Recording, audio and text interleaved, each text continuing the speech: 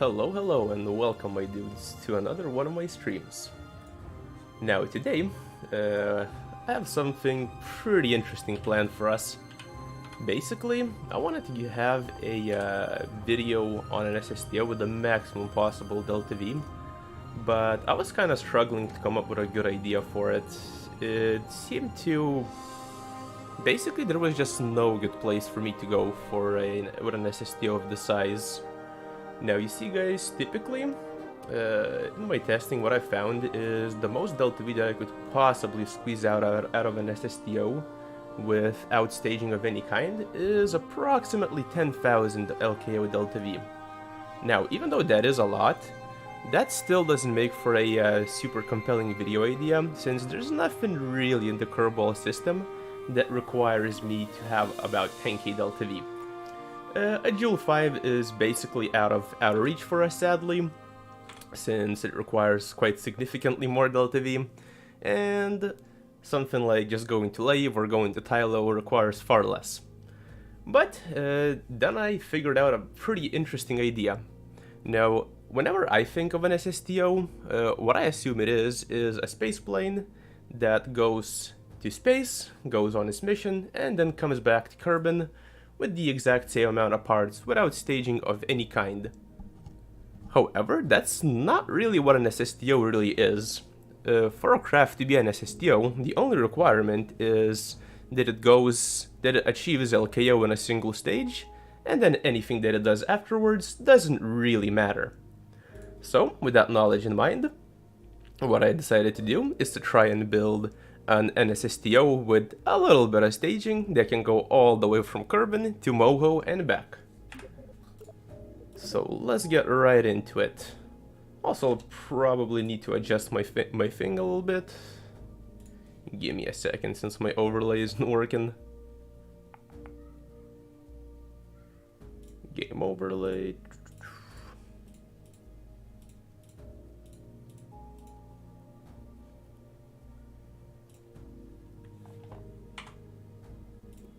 Okay, there we go. Actually, give me another second real quick. Yep, there we go. Okay, so basically what we're gonna have to do is build a completely new craft. So hopefully I will try to make it as cool looking as possible as always, but realistically when you're trying to push boundaries like this, it's gonna be pretty difficult. For a Moho mission, we will need approximately 15,000 delta V. Now, in theory, you don't need that much delta V. It's actually closer to about 14 and a little bit.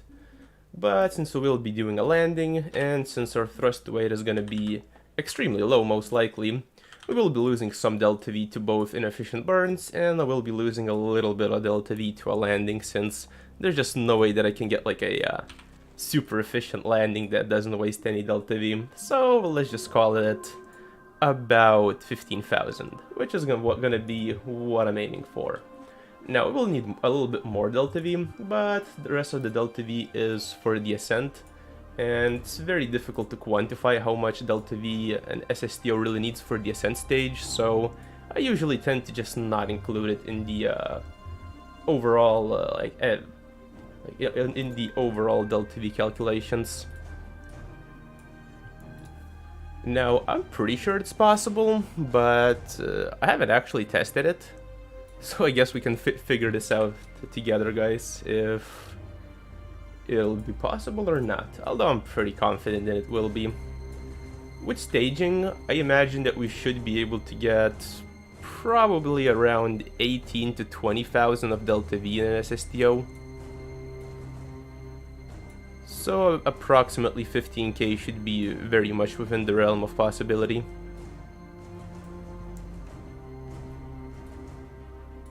Now, unfortunately, in the latest patch, for some reason, Intercept decided that they're gonna be removing the Arrow GUI tool for literally I have no idea what reason. But thankfully, thanks to Shadow Dev, we do actually we did get it back. I kind of complained on on the modding Discord, and Shadow Dev came in clutch and basically included the tool. Or, well, basically fixed the tool for us. Now you can actually bring it back up if you install the cheat menu, which is very, very nice. Okay, so I'm just gonna be setting up a pretty basic wing for now, since we don't really know where our center of mass is. Just gonna be eyeballing something, since I'm not entirely sure where I want all of my parts to be. So I'm just gonna set up a rough outline of the SSTO and sort of go from there. We'll be adding engines, well, we will be of course adding jet engines for the atmospheric stage, since they're by far the most efficient ones, and they're basically the main reason why an SSTO is even a thing. I mean, you can build SSTOs with pure rocket engines, but I feel like it kinda defeats the point of an SSTO, since the whole point is to you basically utilize the stupidly efficient jet engines for the first stage.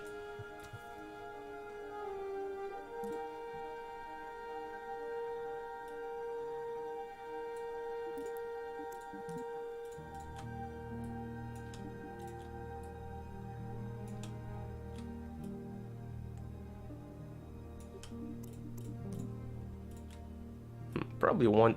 Actually, maybe I want the wings to be on top of the craft, not under, all things considered. Since having the wings on top would make it a lot easier to land, since we wouldn't be risking a wing strike on landing. Although underslung wings usually look better, so I don't really know how I want to go about this bit. We'll see though.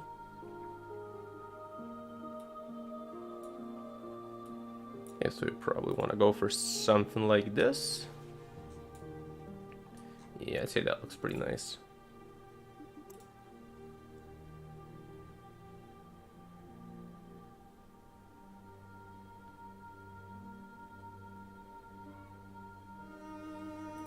So basically the small fuel tanks allow me to better fine-tune the amount of fuel I have. It basically both simplifies the process a little bit and actually allows me to fine-tune for drag a little bit more, since I don't have to have, let's say I needed to add like 1.5 tons of fuel. My only option with larger tanks would be to add 2 tons basically, whereas with the small tanks I can add basically exactly the amount of fuel that I need. So it's a little bit more efficient, and it's also a lot easier to keep the center of mass where I want it to be with the small fuel tanks. Now, it's probably not the best idea to do it in KSP2, since fuel tanks add a lot of lag to the game, but it's kind of just a habit that I've built up from KSP1. In KSP1, fine-tuning your SSTO with small fuel tanks, both for center of mass and the amount of fuel you'd need, was just super convenient. It still is in KSP2, you just suffer a little bit in terms of lag.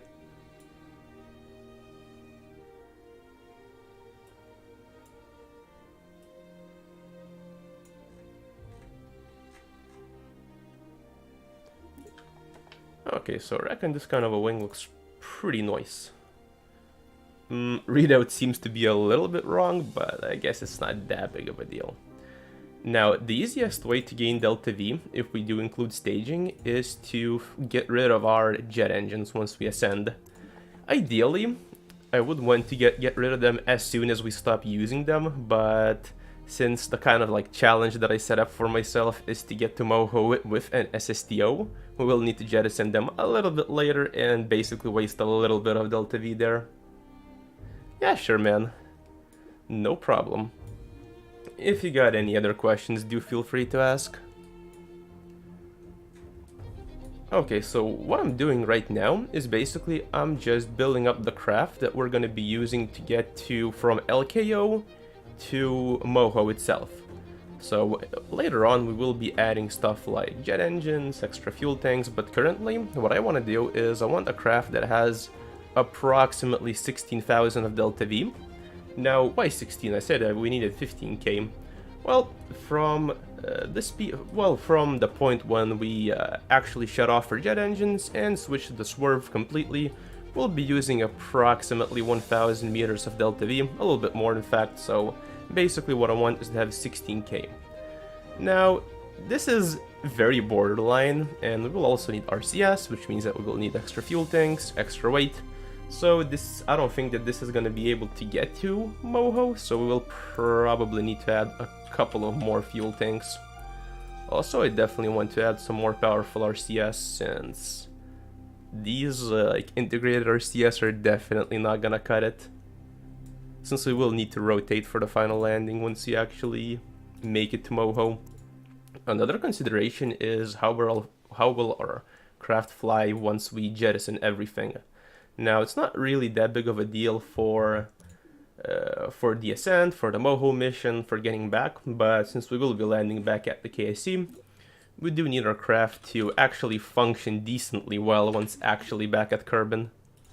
Okay, let's see how much Delta V. Okay, so it does look like we've definitely hit diminishing returns with the weights, but I'm probably gonna try and add some tanks that we don't need to jettison, maybe, just for simplicity's sake. And hello there, my dude. Also, having tanks on top is going to make our total craft a little bit more stable. The reason for that being is our wings and eventually our landing gear is all going to be down low, which means that we probably want to have a little bit of like a counterweight up tops, since SAS is pretty horrible in KSP2, so the craft needs to be fairly well balanced overall to function. Also, we do want to move our weight back a little bit for better handling. And better looks, of course.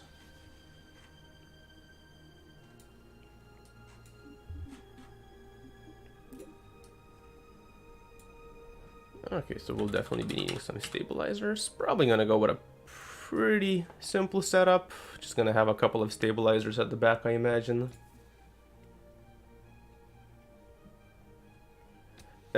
So there's a couple of tricks to it. The easiest trick is, so let's say I want to connect a wing to this bit, right? So I'll take a wing piece, I'll slam it on the end. As you can see, the lengths are mismatched. The easiest ways to match them is you go into your previous wing piece and you check your tip length. So our tip length is 20. What we do now is we go to the new wing and we make the root length 20. This will almost always perfectly match our wing's length. And then what we also want to do is match the wing's thickness. So I think the thickness was 0.2.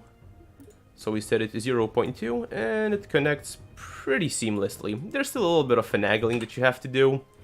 I suggest not using the magnet tool for like the final finagling of your build. But that's definitely a little life hack that helps me a lot.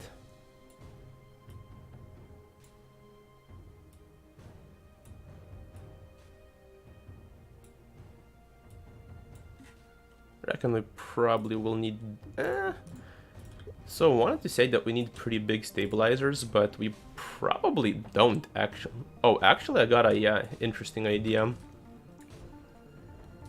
Instead of making it a delta wing, we could probably have some sort of a interesting tail design on this thing. Yeah, I guess we need one stabilizers regardless, so let's put some of those. I can probably just undo it. Wait, what did this undo?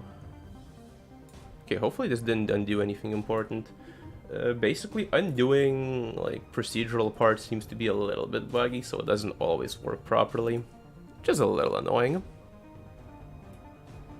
Okay, so we do wingspan, wing angle, root length, and tip length. What I'm thinking is we will have an angled tail section. Oh wait, that's way too big.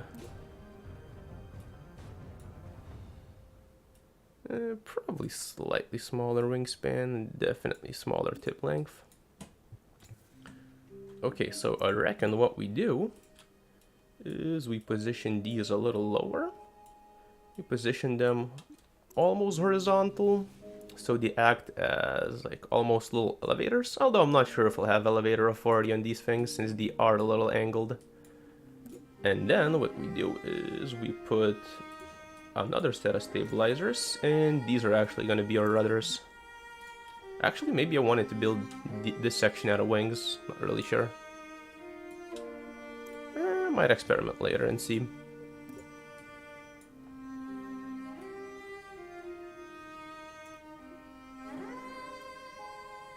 Probably want the thickness to be pretty minimal, I reckon.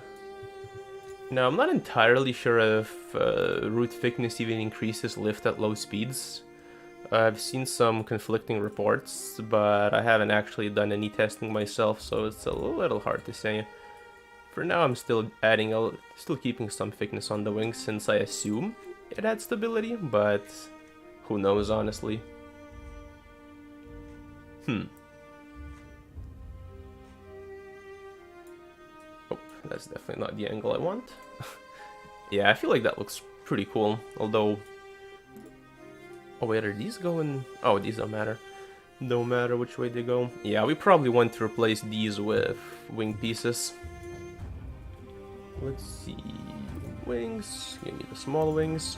Interestingly enough, the small wings actually have a lot more customization than the medium wings, so I generally try to avoid using the medium wing whenever possible.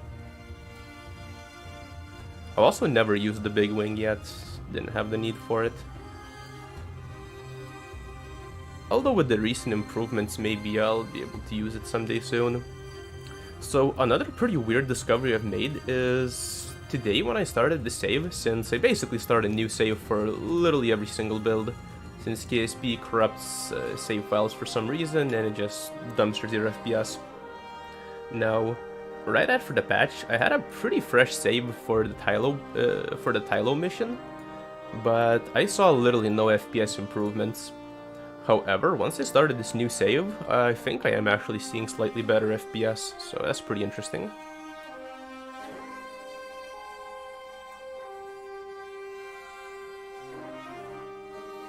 What advertising? Let me actually check it out.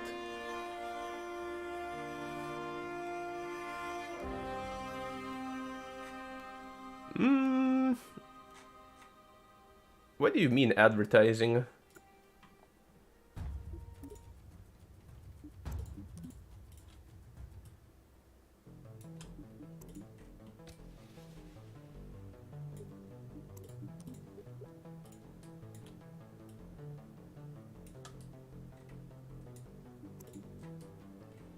Yeah, I'd say that looks about right. Our others are pretty small, but we do have 2 of them, so it shouldn't be that big of a deal. Also, on the initial ascent, I don't really care about stabilization. I mostly care about it for the reentry. And on reentry, we'll be a lot lighter, so it's probably not going to be an issue. Although this is going to be an issue, considering that once we... Although, I don't know, once you empty the fuel tanks, our weight is actually going to go forward, not back. Yeah, that's going to be a bit of an issue, but it's going to be an issue for later, I reckon. So let's just save this. Since the new build seems to be a little bit less stable, at least for me, and I've been getting slightly more frequent crashes, so definitely want to be saving. Oh, that's not the one, that's the one.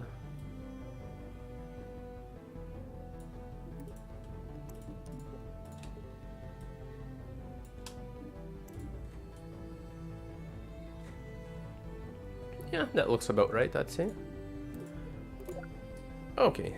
Oh, actually, with a tail like that, it's gonna be a little bit difficult to add drop engines. Didn't consider that. Okay. So for now, what I'm gonna do is I'm gonna just raise the tail out of the way, and we'll see how we'll end up going about it later. Maybe I'll just leave it high up like this, but I'm not entirely sure. I'm not like super sold on the looks. Now, typically, what I would like to do is to use hydrogen tanks like this, and then have engines, and then have jet engines on inline decouplers. But since inline decouplers are horribly bugged and they absolutely skyrocket your drag, what we're going to be doing is we're going to be using... Where's my decouplers? We're going to be using radial decouplers to basically reduce our drag considerably. Now, this shouldn't reduce your drag, but it does, so it's definitely, that's definitely one workaround that you kind of have to keep in mind. These Mark IIs are also pretty shit. They have a lot of drag compared to the Mark I size tanks, so not really sure if I want to use them. Actually, okay, so our weight is about 100 tons. This means that we need about 6 whiplashes. Could probably get away with 4, but since we are dropping them, it doesn't really matter. I'll try use Mark IIs, actually. We'll see. Nah, it's not gonna work with Mark IIs. I'll need these, I reckon. Maybe if I do something like this, actually. Then we drain the oxidizer. Or actually, maybe I just have the fuel tanks separate from the engines and then have them drop down separately. Because right now, what I'm thinking of doing is doing something like this. Then, where's our fuel tank? Doing something like this. And then we go into structure. We get some engine plates. And basically add some whiplashes like so. And once we use them, we simply drop them. But I'm not entirely sure if that's a good idea.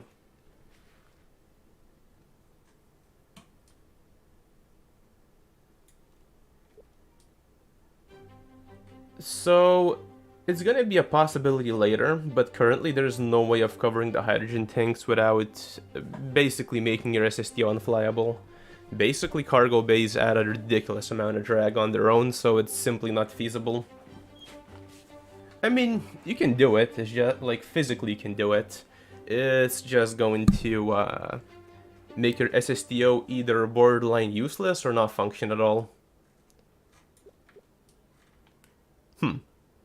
Okay, I reckon this is not gonna work.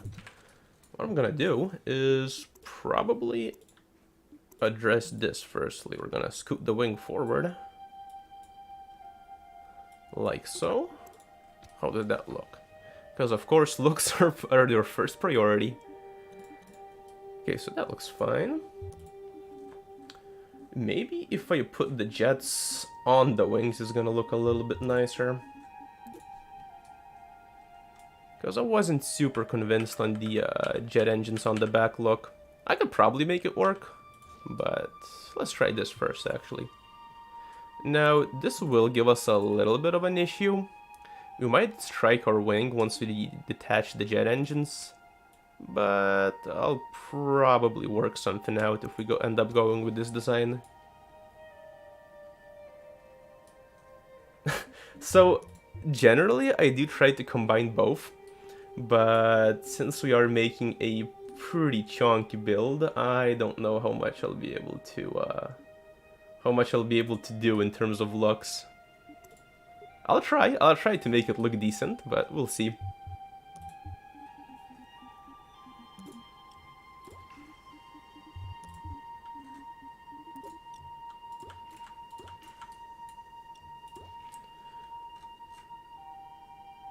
Okay, so we got something like this. How much fuel? 13 tons.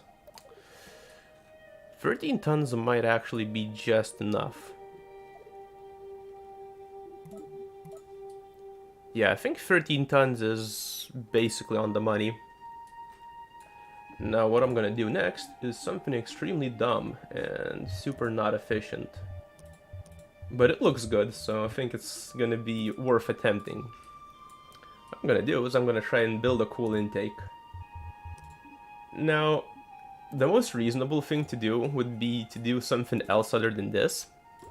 And this isn't like super inefficient, but since I do want to use a fairing to kind of encase it and make it look cool, it is gonna be a little bit on the suboptimal side, let's just say.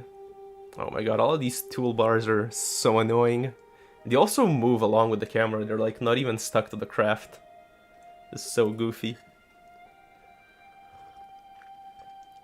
Also, this might be a controversial take, but I actually really like how the new fairings are built. I'm obviously not a fan of them being buggy, but I do like the new system personally. I think it's good. It, in theory, will allow you to build more precise fairings, which is what I like.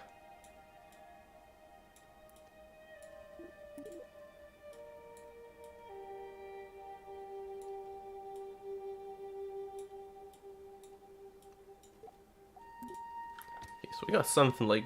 Nah, it's too big. Fairing needs to be moved in a little bit. Now, I wish we could edit each stage individually, so I wouldn't have to like delete literally everything right now. That would be very nice. Also, slightly more fine-tuning in how much we can control. Like, what I like to do is make a smaller radius like adjustment, but it basically starts snapping back to straight, which is not what I'm looking for.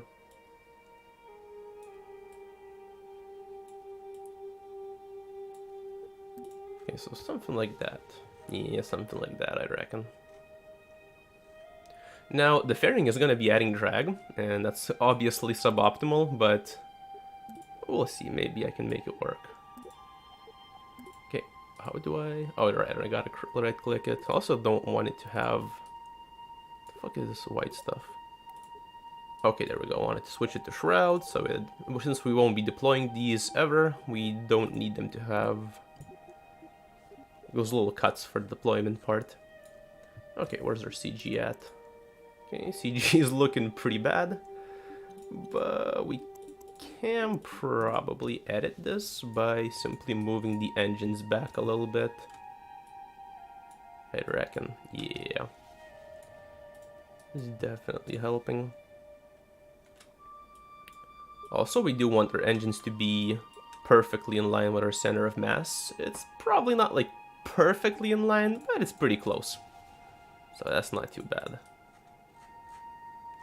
Okay, so this is looking promising. The Delta V is a little clutch, but should be doable, as long as I'm efficient enough. Plus, there's still plenty of ways that we can make this a lot more efficient, so I'm not too worried just yet. Am I gonna have to do each strap manually? That's gonna really suck if I do. Let's see. Also, struts actually add a lot of drag, so it's really annoying to have to add them, because they're just super inefficient. On an SSTO. Like on a rocket, it's not that big of a deal, obviously. But on an SSTO, where we want to minimize the amount of drag literally wherever possible, it does pain me a lot to add so many struts, or add struts at all. Like, it's something that I do try to avoid doing whenever possible. But yeah, guys, how's your Monday? How is the start of the week going? Oh, this landing gear is way too small. I normally don't like to add the absolute massive landing gear, but usually don't have a choice in the matter. Unfortunately. Oh, actually, where's our center of mass? Okay, this might allow us to put the landing gear on the wings, which would actually give us a ridiculous amount of stability, which would be very nice.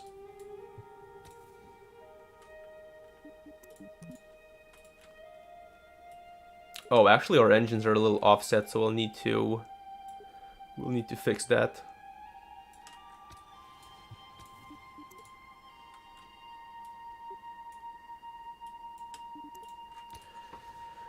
Actually, maybe I want to attach the engines to the main fuselage of the craft, not the wings themselves, maybe? Okay, so I'm gonna just do a little test launch, see how wobbly this thing is. Just do like a little sanity check. Okay, this thing is actually not wobbly at all. It's pretty solid. Okay, okay. Looking good, looking good.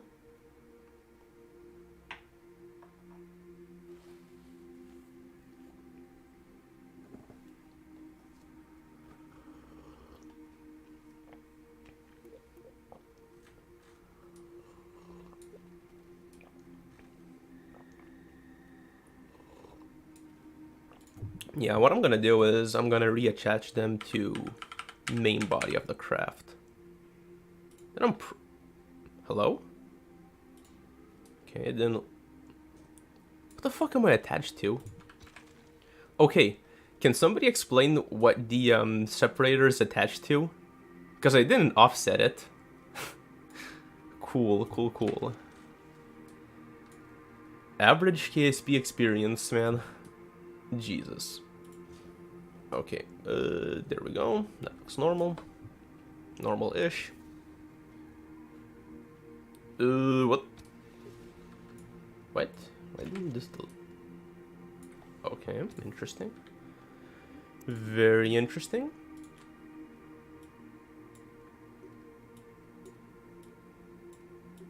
Now, I do want the separator to be at an angle.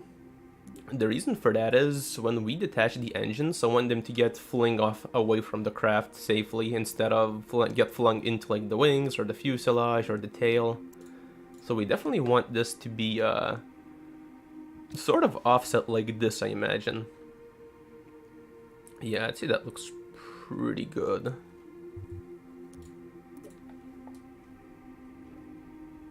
So let's add some struts, of course. In struts we trust. That didn't work as well as in thrust we trust. Okay, this is actually at least gonna hide the struts, so that's nice. I always try to hide the struts whenever I have more time for a build. So whenever I can get them hidden like this, I'm definitely very happy. Okay, where's our center of...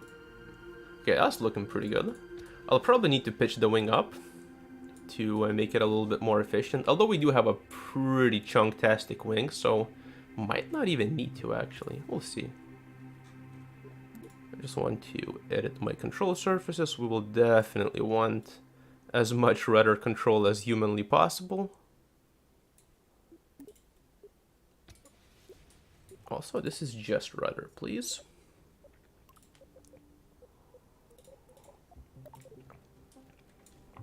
Okay, this is just yaw. Then this is gonna be our... is this gonna be our elevator? It is pretty slanted. Oh, actually I can move these down. Let's see. Since our engines are gonna be jettisoned to the side, I no longer need this to be so super high, so ridiculously high. Oh, but then I might actually end up burning it. Let's see. How high can I move this up? Maybe this is gonna be fine. This top jet might cook this wing piece, but we'll see. We'll see. I'll go with this for now. We'll see. Let's just make this a lot bigger. Not entirely sure how much elevator authority I will need. Probably not that much, since the elevator is at the very back of the craft, so I think we should be fine. Now, this is going to be our dedicated role. Want it to be probably pretty small. Something like this, I reckon, should be enough. We don't really need that much roll authority. This is going to be a jet. Or, well, it technically is going to be a jet, but it isn't going to be like a fighter or anything, so we don't really need it to be like super maneuverable. Now for these two inner wings, I'm not going to remove the control surfaces, but I am going to disable them. We don't really need them, I don't think, but I do want to keep them just in case I run into some issues on reentry. I need a little bit of extra authority. Also, of course, need to not forget to disable automatic suspension on the landing gear, since automatic suspension is absolutely garbage. Honestly, I feel like automatic suspension is like new bait. I don't know why they wouldn't just like put it at maximum or minimum. It would be so much better. Because auto suspension just means it's gonna automatically fuck you, basically. That's what the auto part stands for. Okay. I think we might be a little bit low on Delta V, but this should be good for an initial test flight. We'll see, we'll see.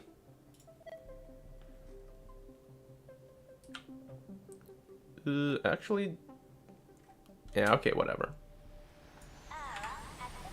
Let's get the Aero GUI my beloved on. Ooh, what the fuck? I think I might have some... Okay, so I either have some Phantom Force issue, or the engines are a little offset?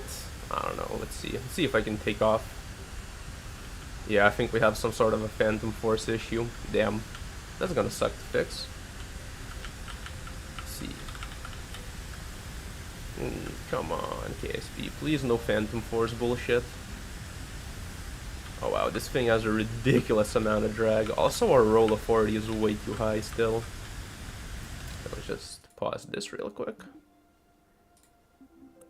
Go into advanced, let's reduce this to like 10 degrees. Should be fine, I reckon. Okay, maybe we don't have a fan?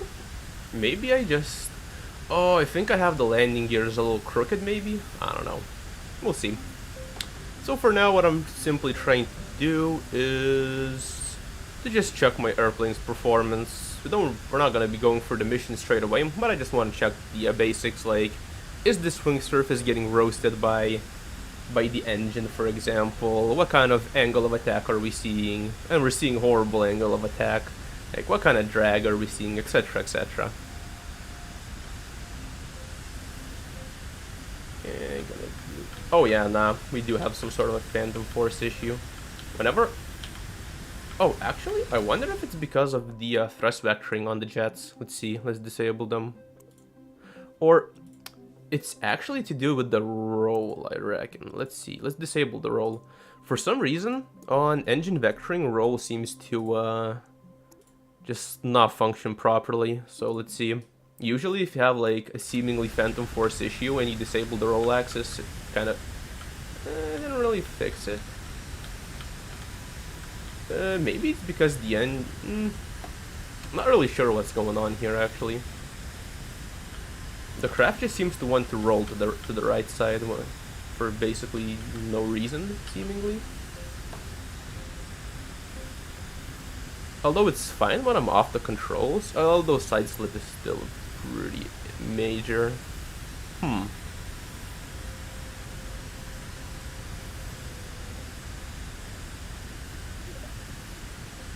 Yeah, as you guys can see, the ailerons are having to compensate for like a random force rolling them.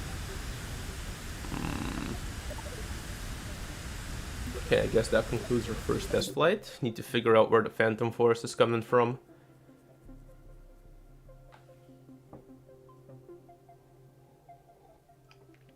I think firstly what I'm gonna try and do is just take the engines off and then put them back on. We did get a bit of a bug when reapplying the engines, so this might be the issue in theory. Let's go into structure, let's get us some engines. Also, since we will be jettisoning the engines once we ascend out of LKO, we can use an excessive amount. Like, realistically, an SSTO of this size really shouldn't need more than 6 engines, but if I get lazy, I can just put more engines on and kind of like brute force the ascent. No, actually, are we still getting the... Yeah, I'm still getting the Phantom Force. It's pretty weird. Okay, so it's not to do with the engines. I wonder if it's because I have this like fuel tank clipped in. Let's see. There is something fishy going on. It also could be SAS inverting on... Actually, that's probably it. Okay, let me actually launch it again. Okay, so this is where mods come in clutch. What I think is happening is SAS on the crew cabin is inverted. Now, testing this in the atmosphere is really difficult. But what I can do is I can go into space, and then we can basically test it instantly. Okay, so roll is fine. Yaw. Thing is barely yawing, but... So let me switch to horizon so we can see what the fuck is going on. No, yaw is fine as well. Is pitch fine? Oh, also forgot to include oxidizer for the RCS. Whoops. Okay, so it's not an issue with the SAS, so it's probably an aerodynamic issue then? Since we were getting a lot of side slip, which we really shouldn't have gotten. So something is definitely messed up. Question is it something that I messed up, or is the game just kind of memeing on me, right? I wonder if it's because of these things, actually. Okay, we're gonna try something. What I'm gonna try is I'm gonna remove the couplers, and I'm just... Okay. Can I please attach this? Thank you. I'm gonna remove the couplers, and we're just gonna attach the engine straight to the craft. Just for testing purposes. So we'll need to have them on couplers later, but... I don't know, maybe like these couplers are bugged or something. Let's see. No, still getting the phantom force. Oh, probably should have saved so I wouldn't have to redo this. But yeah, something is definitely messed up. Wings seem to be pointing in the right direction. Okay, the only other thing that I could think of is the fuel tank on top is causing some sort of an issue.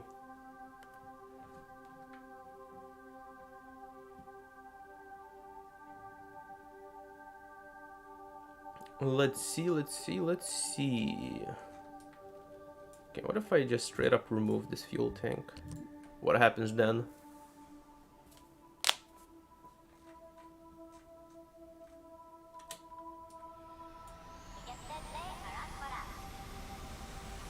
No, I think it's still going to one side. What the fuck?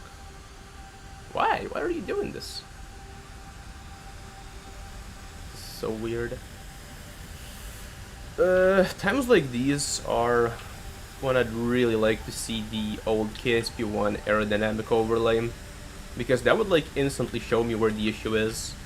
Because something is just like yawing our craft to one side massively for literally no reason. And I'd sure love to know what it is. Like, it can fly, but it's obviously fucking us over big time.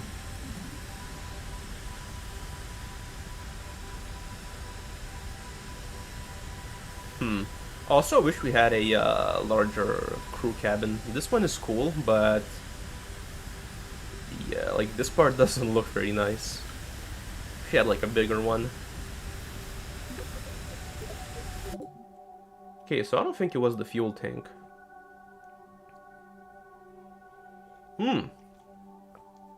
It could be the landing gear, actually. The landing gear is clipped into the wings, and sometimes when you clip the landing gear into the wings, weird stuff starts to happen.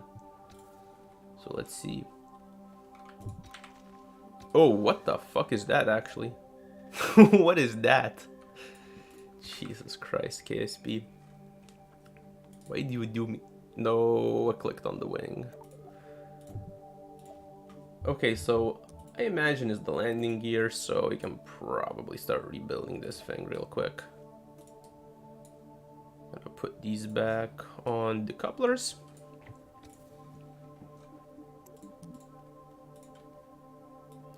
So going to angle these, of course, so our engines and fuel tanks don't hit our... And they're a little bit low, but a little bit low is fine. So our engines and fuel tanks don't hit the wing when they jettison, so we want them to be a little bit angled. Probably want them to go back a little bit as well.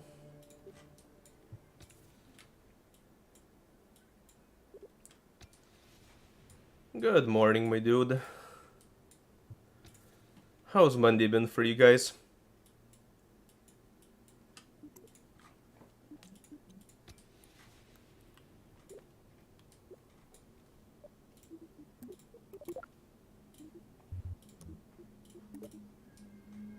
Okay, now we gotta hide some struts. Out of sight, out of mind.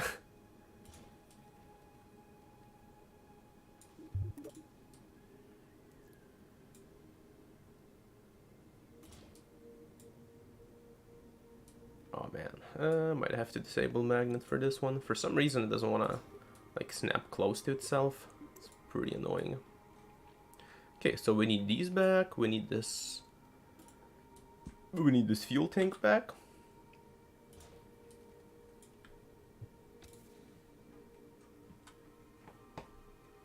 Yeah, I was looking forward to the Starship launch as well. It was pretty anticlimactic to say the least, unfortunately.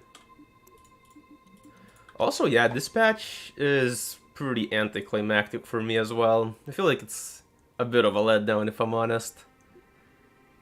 We have gotten a few little like upgrades, but I don't know, I was expecting a bit more personally.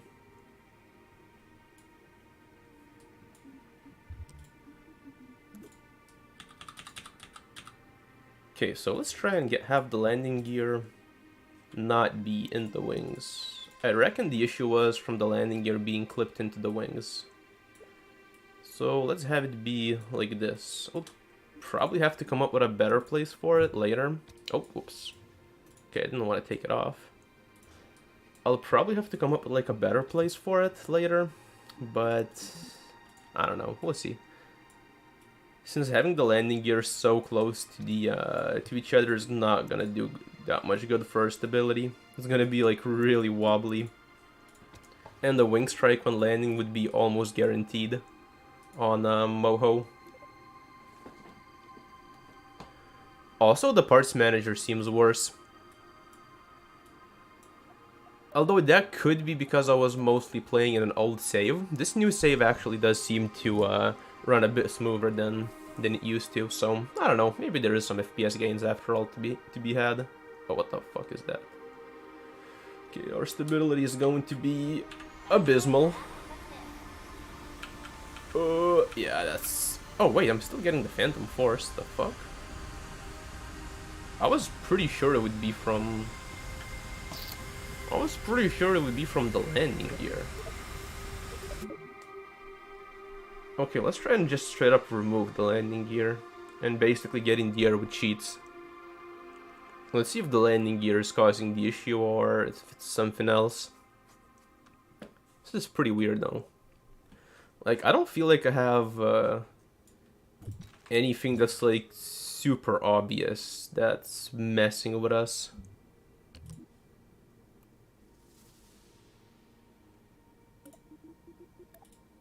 Lazy orbit. Let's land at 7 kilometers.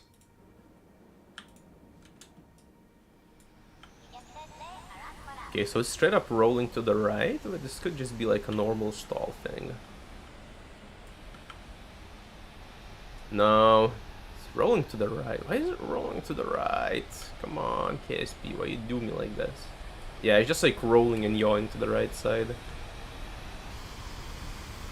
That is so unfortunate. Not really even... I wonder if it's one of the fairings that's bugging out. It could be. Okay, let's try and remove the fairing. I really want to keep the fairing because I think it looks really cool. Like, it makes the intake look cool. But let's see, for diagnostic reasons. If it is the fairing, I'll still figure out a way to include it. But... nah, I want it to be an SSTO. A shuttle would definitely be a lot easier, but I want it to be an SSTO. Or, well, technically an SSTO. So, what I'm doing here is I am adding some staging, but that's technically not against it being an SSTO. It can still be an SSTO as long as it achieves orbit in a single stage. What it does afterwards doesn't really matter. So what we're going to be doing is we're going to be throwing away our jet engines once we get to LKO to gain a bunch of free Delta V.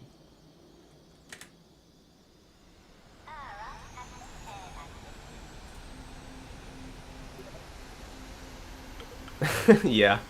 Well, I like to think they're awesome, but no idea, honestly. Yeah, we're still rolling to the right. Even without the fairing.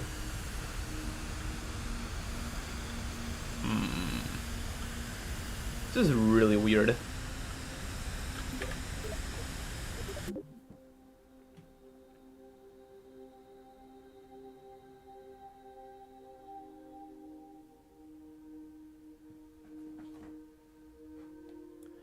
Man, shit like this is why every build takes like 10 times longer than it should. Like, I had this like whole build like mostly planned out probably like what, like 20 minutes ago, but now what we're doing is just like going through it, trying to figure out what the fuck is wrong with it. Okay, so let's save it. Let's get rid of these side boosters altogether, basically. Where is it? Okay, you go away. Is there anything inside that's messing up or some shit? No, don't think so. Okay, let's use just the swerve. Let's see. Since we're not actually taking off, we don't really care. We don't have that much thrust. Oh, it's rolling to the left now. Yep, basically. It do be like that. Okay, can you like... Oh my god, can you like not do that, please, KSP?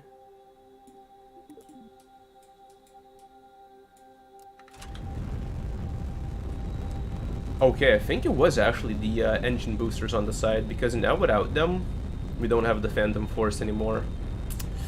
That really sucks, actually. I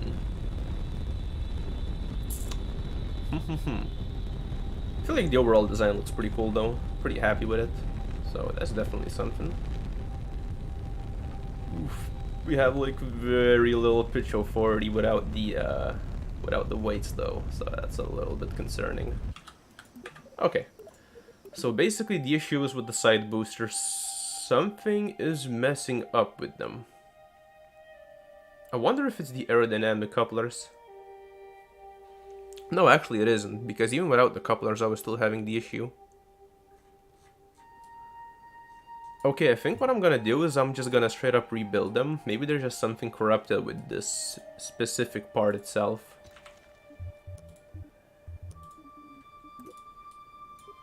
Or maybe it's because I offset it, actually, now that I think about it. Okay, let's try and build this and not offset anything. Just gonna leave things as is for test purposes. Okay, so we go into structure, we get some engines. Give me them 6 whiplashes. Oh, is there? Whoops. Yeah, give me a second.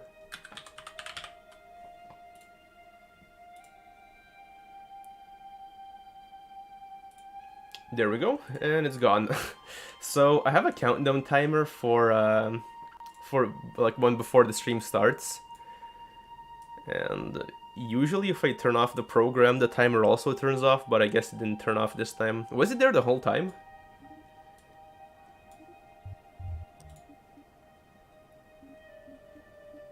I hope it wasn't there the entire time, because that would be pretty lame.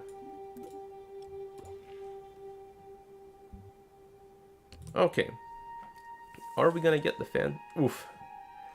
Oh, sorry about that.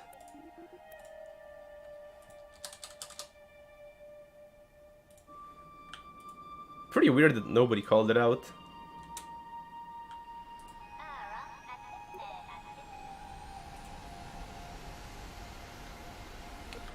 So my specs are in the description, but what I'm running is a Ryzen 7 5800X 3D for the CPU, and I got a 3070 Ti for the GPU. And also, if you're wondering what kind of performance I'm getting, I have all my system specs in the top left. So I got GPU activity, CPU activity, RAM, and FPS at the bottom. Okay, so this seems good now. Things are looking good now. So maybe it was just like that specific part that was corrupted, maybe? Interesting. Okay, I guess we just gotta rebuild the jet engine boosters one part at a time and see if and when they bug out. And then we'll know. Because something is fucked up with this, basically.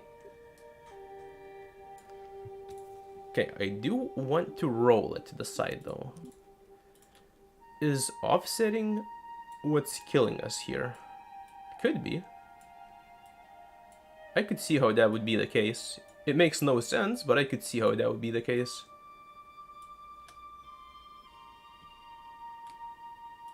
What do you mean, like, what FPS means? Well, FPS is just how many frames I'm getting. I feel like it's pretty self-explanatory if you play games. I'm not entirely sure how I can explain it further.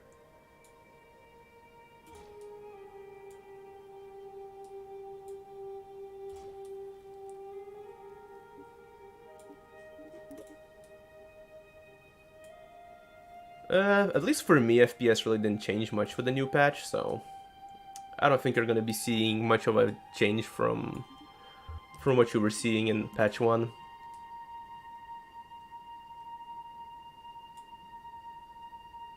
Like any difference on stream? Or what do you mean any difference? There should be a pretty big difference between 5 and 35. Should be very noticeable.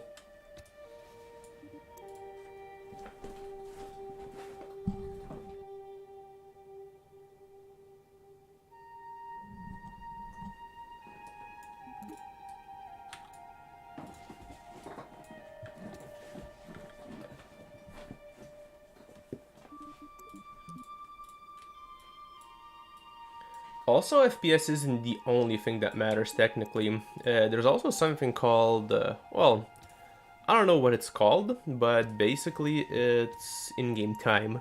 So, for example, in my previous video, where I was doing the Tylo launch, since I had a shit ton of parts, and my FPS was extremely low, the game engine actually had to slow down a bit to be able to calculate everything, since this is a physics simulator.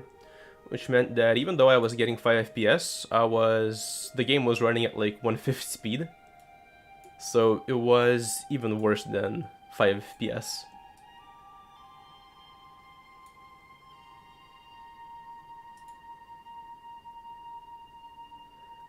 It could be that your FPS counter is just wrong. A lot of programs will have issues with like a lot of different games, so might be that the FPS counter you're using is just like not accurate. Because 35 should still be a decently smooth experience, whereas 5 FPS should be definitely like very noticeable. I mean, 35 FPS isn't like great or anything, but it's playable, you know? Oh my god, the suspension bounce. Okay, so is the issue fixed? Probably gonna need more rake on the rear gears also. Yeah, I think it's fixed. Craft doesn't seem to want to go to a random side, which is very nice. Yeah, I think the issue is fixed. Now the question is, can I re-add the fairing? I want to reuse the fairing from the previous build, since it's gonna be a little annoying to rebuild it, but that might corrupt the new boosters, so...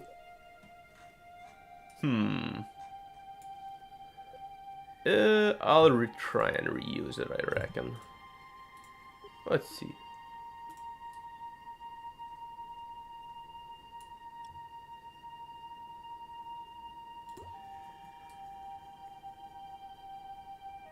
What do you mean didn't go up as fast? I feel like we're talking about different things.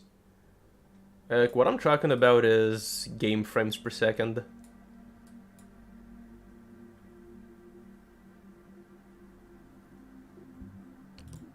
Not really sure what the weight of the ship has to do with game FPS. Well, I mean, I can see what it has to do with them, but not in this specific context, so I don't know, might be misunderstanding you a little bit.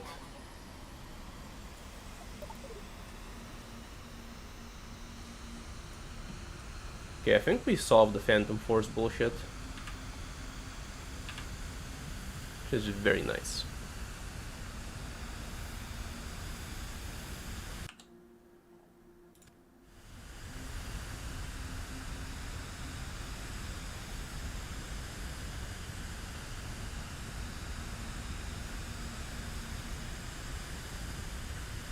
Yeah, maybe you're talking about feet per second, not frames per second, because what I'm talking about is like how the game is performing. Oh yeah, we need more rake on the rear gears, but are actually able to take off, so we good.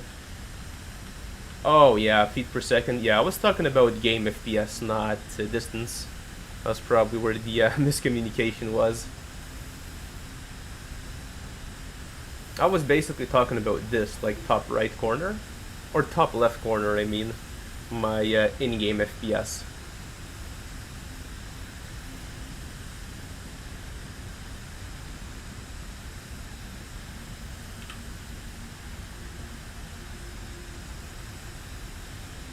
Okay, so I still haven't added RCS fuel, but that's gonna be something for later, I reckon. Let's do a little test flight for now.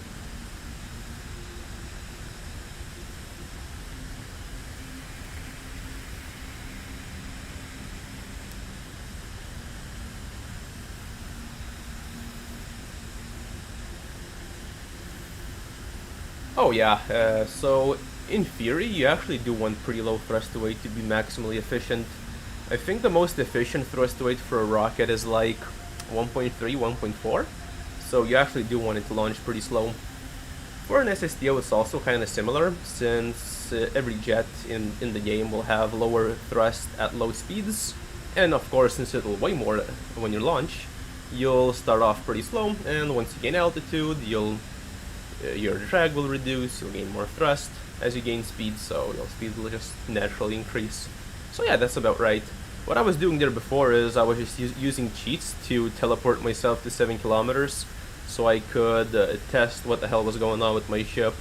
Since I was experiencing some sort of like a weird phantom force, I was trying to diagnose that.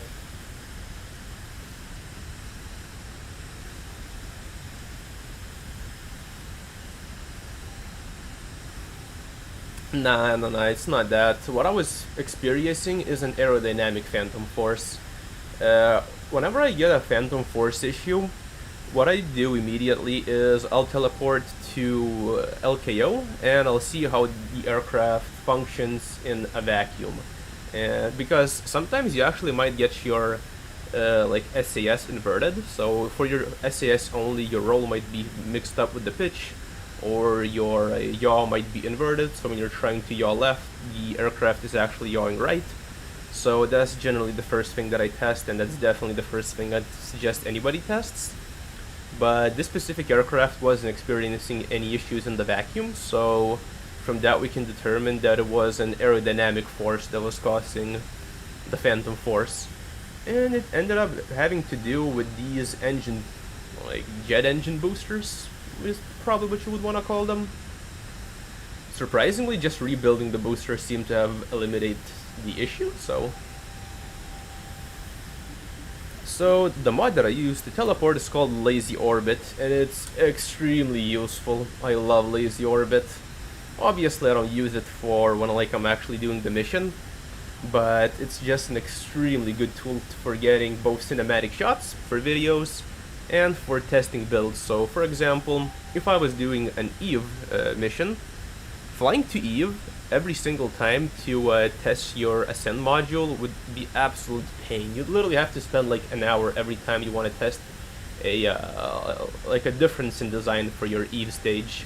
But with the Lazy Orbit, just like in KSP1, you can just select Eve, select land, and teleport, and then test whatever you want. I also used this in the Tylo video. So in my initial stage, what I did was, after I built the station itself, I teleported to Tylo, and then try to deorbit it and land and see how much delta V I'd need, how much thrust I'd need, etc, etc. It's just such a good like fine-tuning tool. Also, it looks like our wing situation is pretty bad. We'll either need a lot of wing rake or we'll need bigger wings. But I do like the look, so I'm probably not gonna go for bigger wings. I'm probably gonna increase wing rake. We're not looking too bad though, I would say. AOA is abysmal, but we're not looking too bad overall. I'm gonna complete this flight real quick, see where we're at. Actually, will I? Actually, we probably could increase wing size a little bit. I imagine as the fuel drains, our center of mass goes forward, which kind of messes with our efficiency. Since to have maximum efficiency of your wings, you want your center of mass to be literally right over top of your center of lift. That doesn't give you stability, but it does give you efficiency. And as our fuel drains, our center of mass moves probably forward, and then bad things happen with efficiency. Okay, yeah, never mind, our AOA is just absolutely massive, so we're not gaining any speed. So we definitely need to mess around with the wing a little bit. But we're not looking too bad, I would say.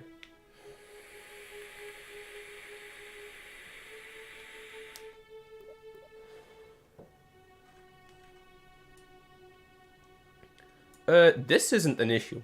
The reason why this isn't an issue is because the jets that we're using are only going to be used in the atmospheric stage, which means that we have very little exhaust plume. So the exhaust goes under the wing. If these were jet or not jet engines, if these were what's the word I'm looking for? If these were rockets and we were using them outside of the atmosphere, then yeah, they would have plumes. And if heating works the way I assume it's gonna work in KSP2, basically this fuel tank, this wing piece, everything behind here would be getting absolutely cooked. But since this is an atmospheric stage part, I don't think it's gonna be an issue, even after reheating is added.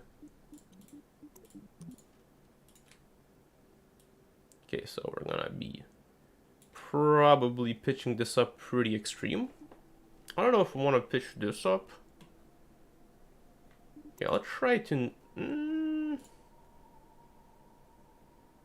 Okay, so if I pitch the back, it's gonna try to put the aircraft in the ground. Yeah, I don't think I'm gonna be pitching the rear wing. Or like rear control... the tail, yeah, that's the tail. So I need to adjust the landing gear a little bit. Man, I'm really looking forward for reheating. Currently, making getting footage for reentries is a little bit boring since there's just nothing going on screen. And once we actually have reheating, it's gonna be a lot more interesting since reentries are gonna be like way more dramatic, which is very nice. Oh, okay, so this is trying to pitch it down a little bit. Nah, it's fine. So our engines are a little bit below the center of our ship, but I think that's probably fine since it's gonna try and force it upwards. Also, if you guys are wondering, so I don't think you guys are wondering this, but in the new patch, the Aero GUI actually got disabled. So in the base game, there's literally no way to bring this back up, which is personally seriously pissed me off that Aero GUI was disabled. But thankfully I complained on the modding Discord for KSP2, and Shadow Dev came through for me and basically re-enabled it in one of his mod patches. Like basically instantly, so it's a huge help. Honestly, without the Aero GUI, it's basically impossible to make efficient SSTOs. Since you can't monitor your angle of attack, you can't monitor your side slip, your drag, your total thrust. It's just an absolute pain to do anything without it. So honestly, I really don't get why they disabled it. Like, even if they're working on something better, like, why not just keep the Aero GUI in the game? I mean, it's literally in the game still. From what I understand, the only thing that Shadow Dev did was basically just like re-enable the disabled bind to bring it back up. So I don't know, it really pisses me off that it's disabled now, and people have to go with jumping through loops to re-enable functionality that was even in the base game, like in base KSP2.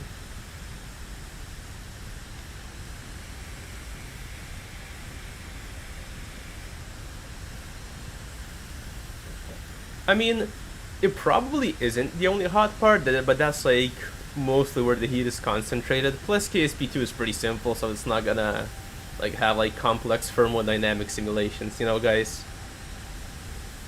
Also, I'm just assuming that it's gonna work like this. Obviously, none of us really know how KSP2 reentry heating or heating in general is gonna work. So your guess is basically as good as mine, I would say. Okay, so our AOA is looking a lot more healthy now, which is nice. So I probably... oh, that's the wrong button. Also, I probably want to climb at a slightly shallower angle. We want to pick up a little bit more speed since we saw our AOA start to drop. And we do want to climb at the speed where our AOA is as close to 0 as possible. Might have to do a little bit more wing pitching even, we'll see.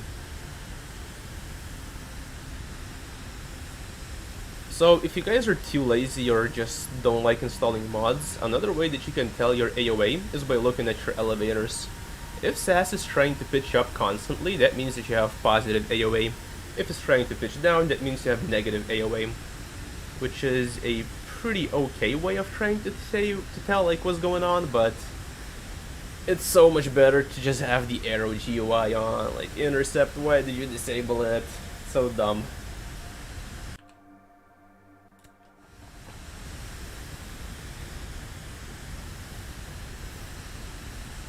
Now, I really don't want to make our wing even bigger, for two reasons. First one being, of course, the most important part, looks. I'm pretty happy with how this thing looks right now, and increasing the wing increasing the wing size might risk messing with the looks. And the second part, clearly the far less important part, is that a bigger wing is gonna have more weight and is gonna reduce our delta V, so we need more fuel tanks or some sort of a different solution. So we'll see. So the camera issue is actually not a camera issue. What is happening is whenever you launch a vehicle and then go back to the VAB, that vehicle is now permanently simulated. So it doesn't matter if the vehicle is on Kerbin, if it's on Tylo, if it's outside the solar system, at any time it's going to be fully simulated. This means that basically the short answer is it's basically impossible to have more than one vehicle at a time in KSP2 at the moment, since it's gonna mess with your camera and way more importantly is going to absolutely tank your FPS. Now, FPS isn't gonna be too horrible when actually in game, but in the VAB your FPS is gonna drop like literally 1000%. Like for example, if I was to launch this thing, and I don't know, leave it like in LKO's orbit for example, and then go back to the VAB, my VAB FPS would go down from like 100 to 10. So what I've been doing, and what I suggest literally everybody do, is whenever you're building a new craft, whenever you're doing a new mission, make a new save for literally every single mission that you do. Nah man, what you need to do is you need to make new save files for literally every single mission that you do, since your FPS is going to suffer really badly. You'll see dude, if you make a new save file, your FPS is going to skyrocket. So ideal range for AOA is 0 throughout the entire flight. Clearly that's not possible, but we do want to be keeping near 0 as much as possible. What we're seeing here is really bad, like AOA going up to like 3.7. That's pretty bad. The easiest way to get around it would be to simply increase the wing size, of course, but I would like to avoid doing that if possible. Although we might have to increase the wing size eventually, probably will. I don't think there's a way around it, considering how abysmal our AOA is getting. Although we'll see. You might be able to brute force this by simply adding more engines. Typically that's not a good idea, since you're going to be carrying a lot of engines that are going to be dead mass for an SSTO. But since we're getting rid of our engines as soon as we get into LKO, or jet engines as soon as we get into LKO, it's not that big of a deal for us. Honestly, it might need more engines full stop, since our drag is still pretty bad and we're at 8 kilometers. We'll see. But also need more fuel, that's definitely not enough fuel.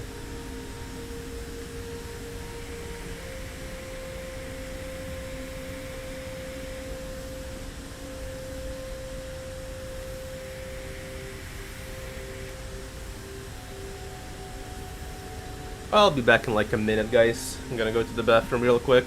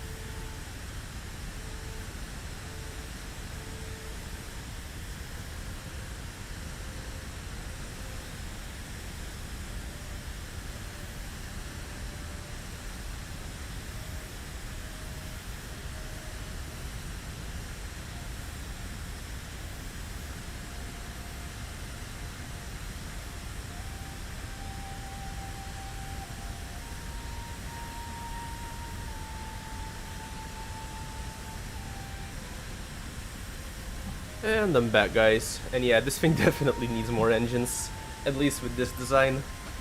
Now, I probably could make it, well, not probably, I could definitely make it function with only 6 engines. But I want to focus on the looks first, so, and we will be dropping the engines, so we don't really care about them. If we were being super optimal, we wouldn't care about engine count at all, since we would drop them as soon as the jet engines would run out of fuel. But since I do want this to be technically an SSTO, we will need to carry them all the way into orbit before dropping them. Okay, so we got 8 engines now. We'll also definitely need a bit more fuel. No, I'm not entirely sure how I'm gonna go about adding it. So, as much as I love vectors, they don't really work that well for an SSTO. The reason for that being is vectors have a vacuum, or not vacuum, have an atmospheric ISP of 285, which is not bad. But whiplashes have an atmospheric ISP of 4000. Which is considerably higher. I feel like using non-jet engines for the first. What are you doing, KSP? I feel like using non-jet engines for the first stage of an SSTO kind of defeats the purpose of an SSTO, since the main reason why an SSTO actually functions is because of the ridiculous efficiency of jet engines compared to rocket engines. Compared to a rocket, you're basically getting to about 1,000 meters a second for free, since they're like the engines are just so ridiculously efficient. No, ISP basically means efficiency. The higher the ISP number, the more efficient the engine is. So, for example, typical jet engine, or not jet engine, typical rocket engine has an ISP between 350 and about 400. The Swerve, which is basically the single best choice for any vacuum activity, has a ridiculous vacuum ISP of 1450, which is why it's so ridiculously efficient. And jet engines are even more efficient in the atmosphere, having 4000 atmospheric ISP. Now, the jet engines also have vacuum ISP listed for some reason, but that's a mistake. They don't operate in the vacuum at all. So that's just a little bit of an oversight from the developers, so disregard that. Also, I forgot to include some additional methane tanks for our RCS, basically. Now, it would be better to have a single tank, but 2 tanks are gonna look better, so we're gonna go for 2. Oh, that's gonna really suck, actually. Because there's no way to identify flow priority, these tanks are actually gonna drain, so we will need to manually fill them up before jettisoning the jet engines. Since these tanks are gonna be drained by jet engines, and we don't want them to be drained, these are literally purely for our RCS. Probably don't need that much fuel for RCS, but I'll overpack for now. See where our center of mass is. Ooh, that's actually a little bit too far forward. Or too far back, rather. Let's scoot this forward a little bit. Should be good. But yeah, honestly, I didn't know what ISP meant for like years when I was playing KSP. I was literally like Googling engine efficiency, even though the engine efficiency was like literally right there the entire time in game. So I can definitely relate. Oof, FPS is definitely suffering from 4 whiplashes. Or from 8 whiplashes. In theory I can, but it doesn't always work. Now, the new update might have fixed it, since the new update actually made asparagus sort of work most of the time. So, you can probably do that, I imagine. And hey, Moonder. Please take off. Thank you. But yeah, you can. Oh yeah, actually that's a good idea. If I disable crossfeed on these, then they might not drain from here. Let's see. See if that actually works. Okay, full crossfeed is disabled. Resource manager. Oh yeah, they don't drain. That's very nice. That's actually very nice. These our quote-unquote RCS tanks are not draining. We probably will need more liquid fuel though. I don't think I've added enough, but we'll see for now. For now, this is gonna do fine. I feel like 6 whiplashes looked a little bit cooler, but I guess it doesn't really matter that much since we won't be spending much time in the atmosphere. Most of our activities are gonna be in the vacuum of space. Okay, not looking too bad. Fuck me, the drag is so bad though. Not entirely sure why I have so much drag. Actually, probably because of these. Although, I don't know. We'll see how it goes. I might just have to make the wing bigger. I also have the staging fucked up.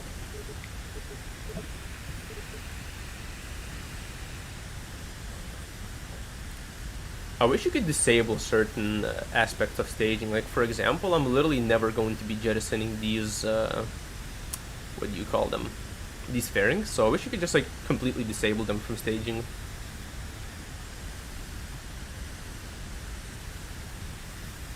Also, as you guys can see, once our angle of attack starts to decrease, our total drag also starts decreasing, which is why 0 AOA is basically optimal at all times. So, I mean, it's definitely one part of a part of the issue, but the nuclear engine isn't that bad for drag, surprisingly. I wonder if I could cover it up with the with a nose cone and offset the nose cone inside of it to reduce its drag, though. I don't recall if I've tried it.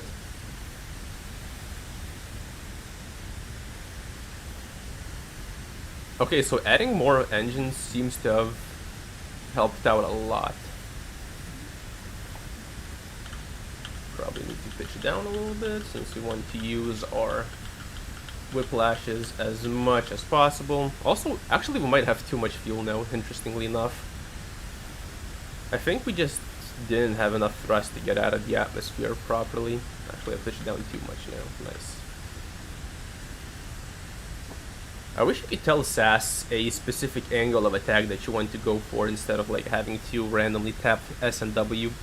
So I wish I could just like input a SAS number, like I want to go to 5 AOA right now, and SAS would try and execute it. That would be very nice. Oof, also I think we're going to be ascending in darkness. It's going to kind of suck. Probably not the best for stream, but I don't think I can do that much about it right now. Okay, we're not looking too bad right now.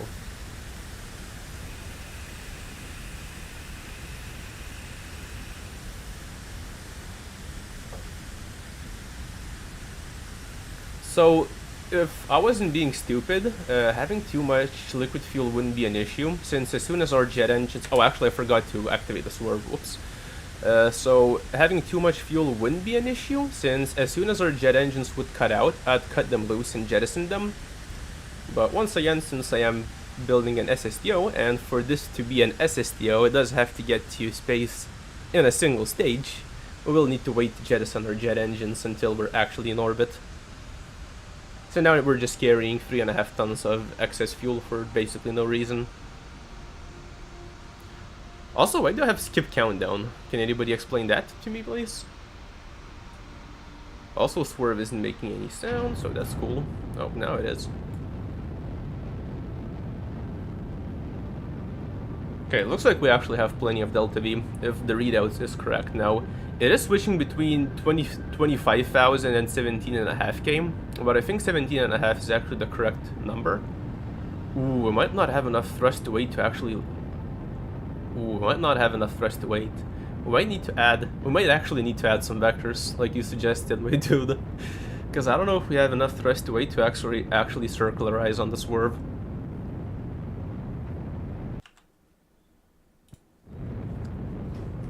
is gonna be darkness for our circularization. Sorry about that. I'll speed forward for the next ascent, so we're actually ascending during daylight.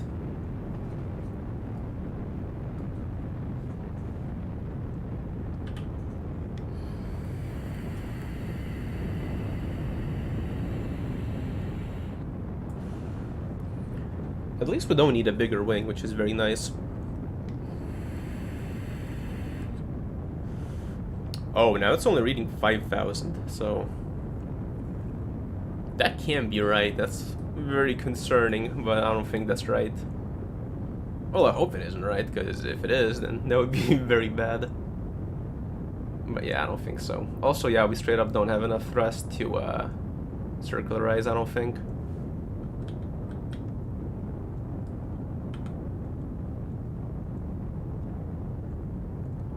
Yeah, dude, just look at the beauty. Such beauty, such black beauty. I mean, to be fair, KSP2 does look really cool. I feel like certain aspects of KSP2 look beautiful. For example, the new planets look really, really good compared to KSP1 especially. But yeah, there are definitely some questionable aspects of the game. Yeah, Delta V is definitely not to be trusted. Okay, so I'm gonna keep this fuel, and what I'm gonna do is... Oh, actually, I wonder if our super bad drag is from these decouplers. I don't think so, but it could be. But there's literally not much I can do about it, honestly. Okay, what I'm gonna do... What we need is we need to add some additional engines, basically. We need to add some additional engines for our circularization burn, since we straight up don't have enough thrust to weight to circularize.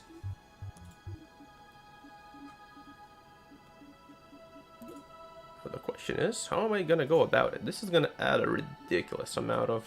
Actually, I probably can't add it on the back. I need to add it on the wings, I reckon. Yeah, I probably need to make it... be on the wings, or else our center of mass is gonna be absolutely all over the place. Oh, give me a second, guys, getting a call.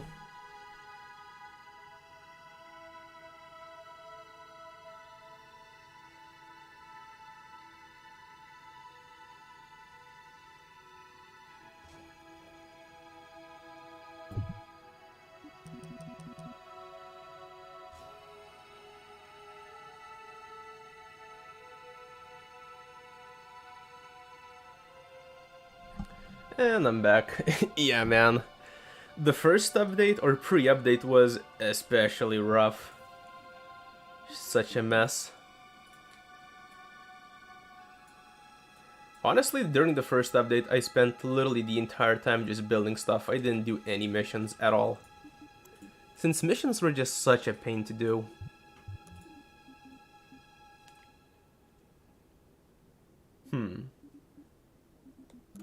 Okay, let's see if I can get away with 2 of these. That's a lot of weight, but there's nothing...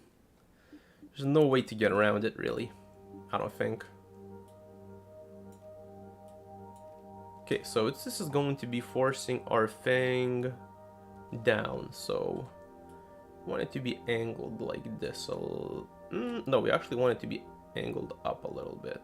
Probably. Actually, I'm not gonna angle the fuel tank itself. What I'm gonna angle is the engines, I reckon. So can I have them go like this, maybe? That would be nice. Man, this is gonna look so weird. This thing looks so weird. I kinda like it though. How much Delta V? Okay, 570. I think that's gonna be good.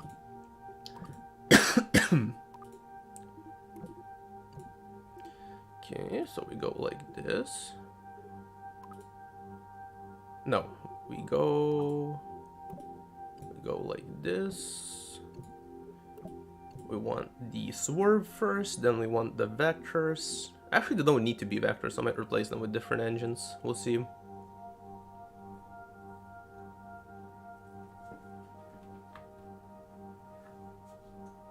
Oh, nice, man. Glad to hear it. Honestly, once you know all the tricks, you can build some pretty ridiculous SSTOs. Both in KSP1 and KSP2, although KSP2 especially. Okay, so this looks good. I'd probably need some struts though. And by probably, I mean I definitely need some struts. Because ain't no way this thing is gonna work without them.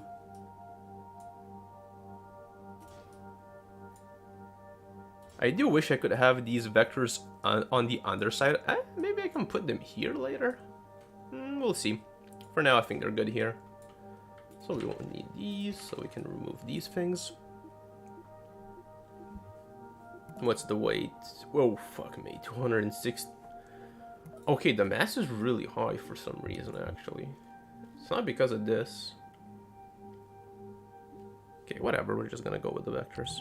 We'll see. Honestly, I expected the mass to be far lower, but it's like, what, 260 tons? So, not really that surprising that the single swerve can get us into orbit.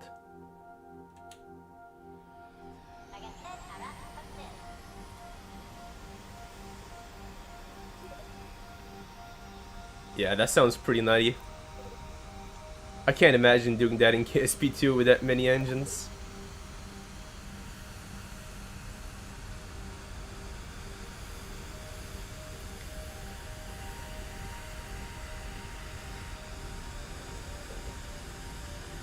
Oh, I actually forgot to check where our center of mass is, but I'm just gonna assume that it's okay.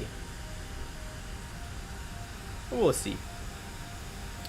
Oh, I actually might not need additional fuel tanks. Yeah, I think our center of mass is definitely shifted since I'm having troubles pulling up. Yeah, I have a pretty cool idea on how to incorporate the vectors, but I'll do it after this this flight. Jesus, that's so bad. Yeah, I'm on a 3070 Ti as well, only difference being the CPU, but I doubt that it makes that big of a difference realistically.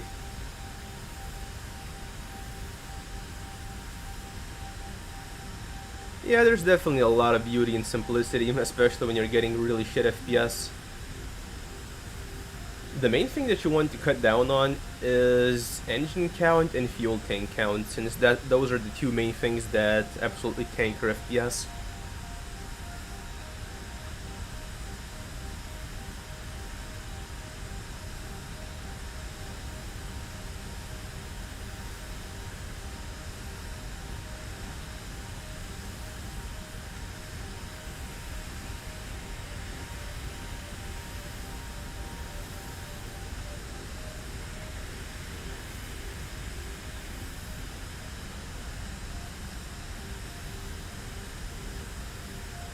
But yeah, I think I have a pretty cool idea. What I'm thinking of doing is putting the vectors at the back, and just the vectors, and simply adding more fuel to this thing. Since we already have a lot of, space for oxidizer that we're not using, we could simply put some oxidizer in, and we could probably cut down on the amount of fuel tanks that we need. Yeah, man, I love lights as well, and I put a lot of lights on a lot of my builds. But sadly, it's not the best for FPS. Dude, all my KSP1 builds had like 100 lights on them. Though I've been trying to cut down on them in KSP2. Okay, I think I'm just gonna revert since I'm not going with this design anyway.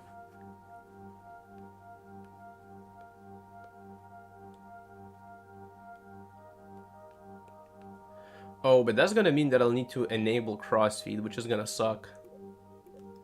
Whatever, I'll cope. If it looks cool, then it's probably worth doing. That is gonna put our engines literally directly in the way of our whiplashes, I think. We'll see, we'll see. Oh, actually I can probably use these small couplers here. I think they're going the wrong way. Yep. They're definitely going the wrong way.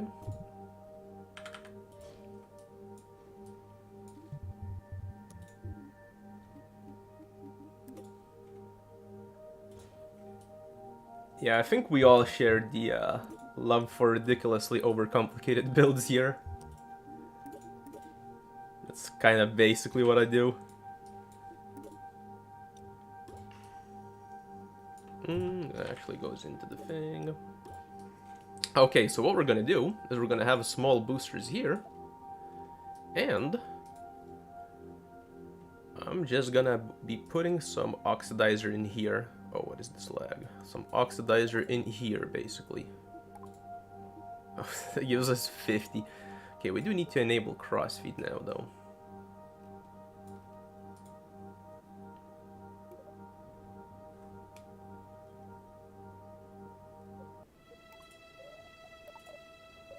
Okay, does that help?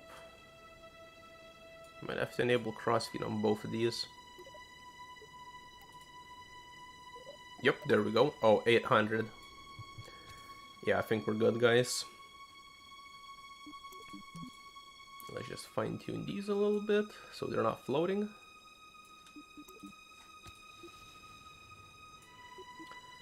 Let's check our staging. So our staging is messed up completely, but that's to be expected.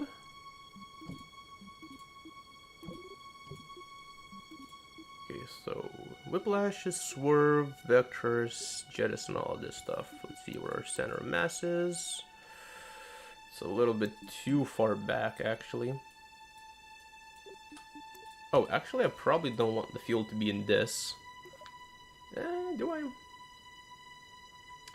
So as the fuel drains, our center of mass is gonna go forward now. Okay, so I'm gonna drain this a little bit.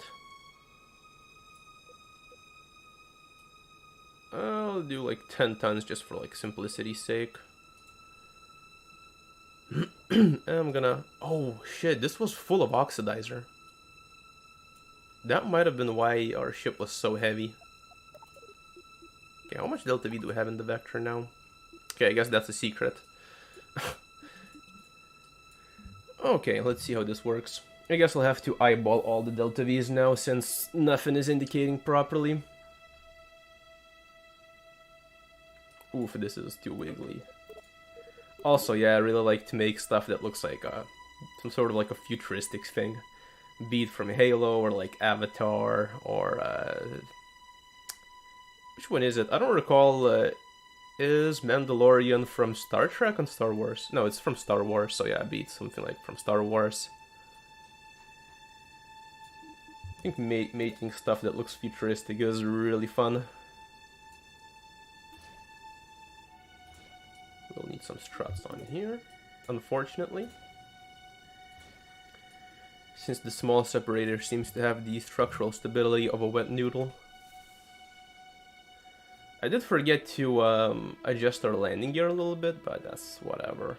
I think I can still take off. Shouldn't be a big issue.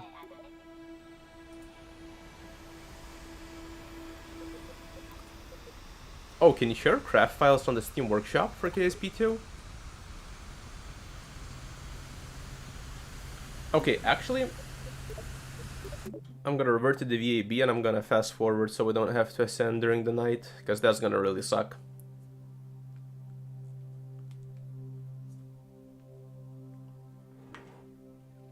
Also gonna adjust the landing gear while I'm still remembering it.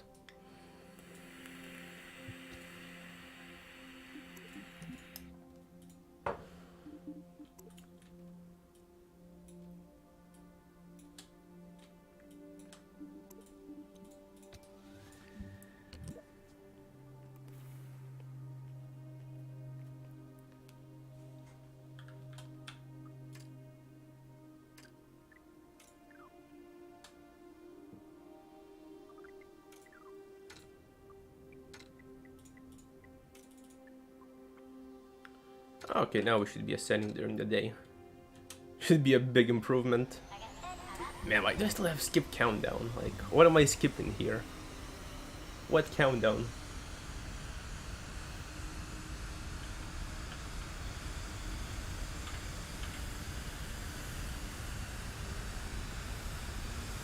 Okay, so we should be looking a lot better now. Now, okay, so I haven't actually checked, but we might not have enough thrust to weight to actually land on Moho. I really hope we do, since by the time we get to Moho, we will have burned a lot of our fuel. and we will have jettisoned... Oh, the vectors are getting cooked, but I guess that's fine. Might address it later, we'll see. Just gotta reduce our roll authority real quick.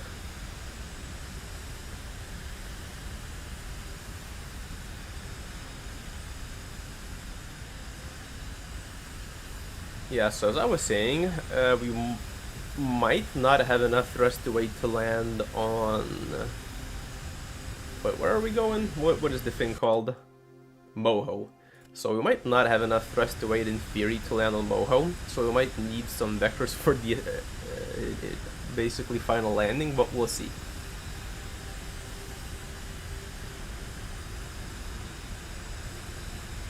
That's an issue for a future me, I guess. Also, I really hope that these things separate properly. If they don't, I'll just add some separatrons to kind of pull them out of the way.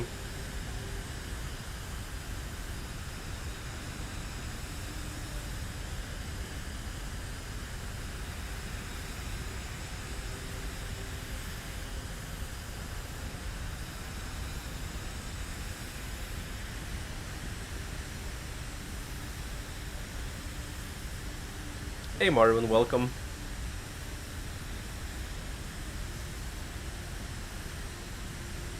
Man, I wish Delta V indications would actually work. So there is a mod for them, which seems to be more precise than the base game. I think it's called... what is it called? Stage something? But it's also not always correct. Well, at least when it's not correct, it doesn't indicate anything, so you know when it's bugging out. With the base game, you just kind of have to guess whether it's giving you the correct reading or whether it's bullshit. Oh man, yeah, stage info. How many bugs have I encountered? So, I've only encountered one major bug, but we're also pretty early on in our development stage, so we'll see. I'm sure there will be plenty more.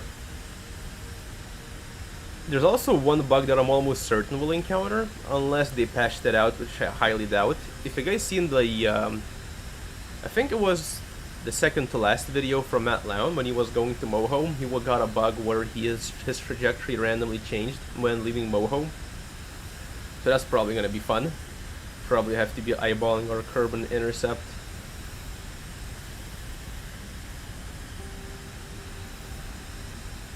Also, I think we might have a little bit too much wing angle. Yep, at least my wings haven't fallen off, but it's definitely not too late for that to happen. Oh, we want to pitch down. It was a little bit too late on the pitch down.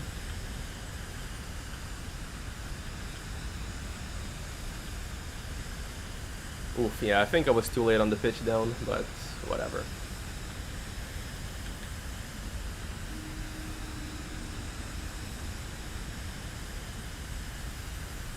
Surprisingly, I actually haven't gotten that bug where my wings just randomly fall off in quite a while.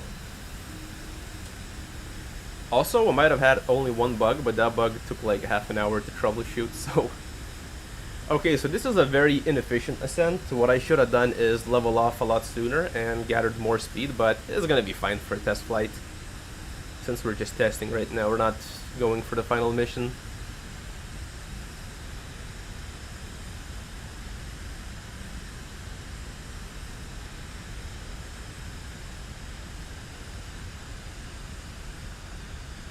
So this thing doesn't have issues traveling fast at like the 20-kilometer mark, or at the 10-kilometer mark. I just kind of forgot to pitch down. This thing has plenty of ample power. Okay, so now we're gonna wait a little bit until we get a little bit higher up before we activate the vectors, I reckon. Or no, or do we activate them right away? Nah, I think we activate them right away.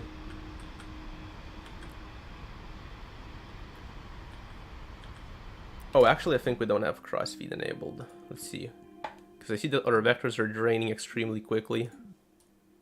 Are they gonna flame out? Let's see. Oh, what the fuck? Okay, only one of our... Wait, even though I placed this in symmetry, only one side had crossfeed enabled. I wonder if it's the same on this. Yeah. Okay, interesting. Even though I had symmetry, only one side was enabled for crossfeed, and we do one crossfeed. Oh, this is gonna fuck us up a little bit.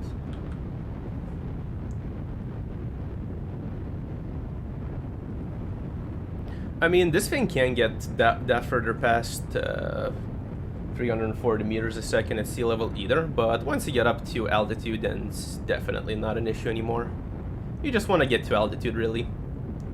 With just about any bigger SSTO. I think we might have actually packed a little bit too much oxidizer. But we'll see. But yeah, packing a couple of vectors is definitely helping out a lot.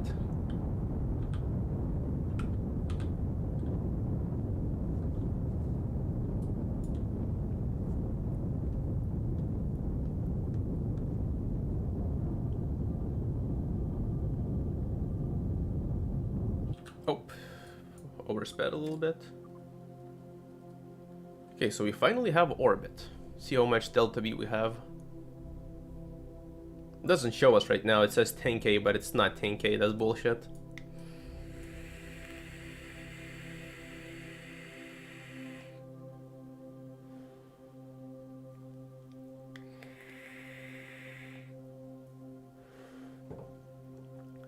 Man, I wish we could get a quicker...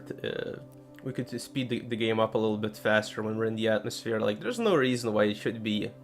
There should be a limit of 4 times speed when you're low to a planet. Like, I'm not gonna hit anything. I want like 10 or 50 times speed right now. Yeah, when you're suborbital, or even when you're close to a planet. It doesn't even have to be in the atmosphere.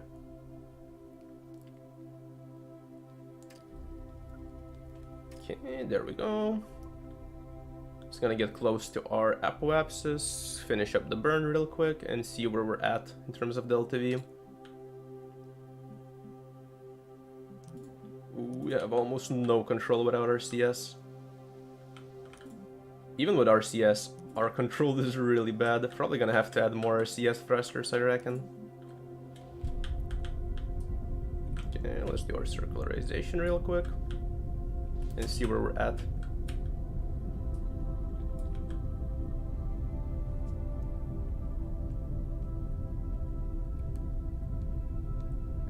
So ideally, you don't want to be pitching when you're at 10 kilometers. You basically want the, well, not the gravity, but you want the planet's rotation to basically pitch you up. So what you do is, once you reach 10 kilometers, you basically position yourself at, let's say, like a 2-degree angle, and you just fly forward. But because you're traveling so fast, you're actually going to be pitching up slowly on your own, and that's going to be a little bit more efficient. Okay, so reach orbit. See what kind of delta V we have. Normal, like, currently we have 8.5k, which is clearly not enough. But once we jettison all the parts we don't need... Ooh, 14.3. That's very close. But I think that's still a little bit too little.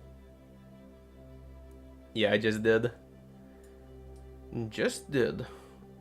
It's still a little bit too little. Let's see what kind of thrust to weight we have.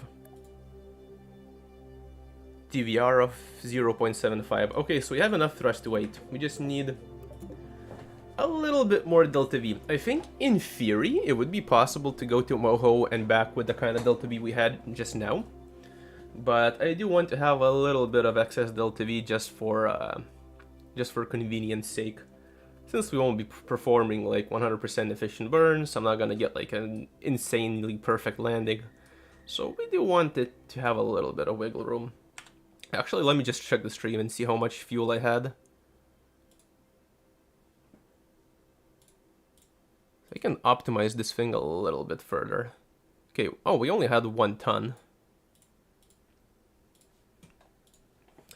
Okay, so our liquid fuel is pretty close to where it needs to be. What I could do is I could put this top fuel tank on a stage and then stage it once it's spent, but I'm kind of lazy and I don't really want to do it. So we do need more RCS. Boom. Okay, so it's more RCS. Let's also probably angle the RCS so it's not creating any unwanted effects. Boom, boom.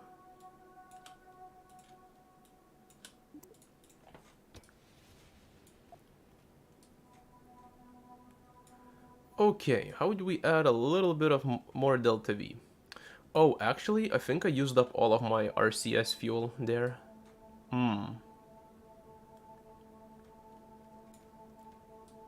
Okay, actually I probably just want a little bit more oxidizer. I think adding a bit more oxidizer is going to end up giving us a bit more delta V, since we can write the vector for a little bit longer then. Okay, lag, please. Okay, so what I'm gonna do is I'll add a couple of tons of oxidizer. We'll see. Okay, can I please reduce this a little bit? Okay, I guess that's fine. We'll add 2 tons to the front.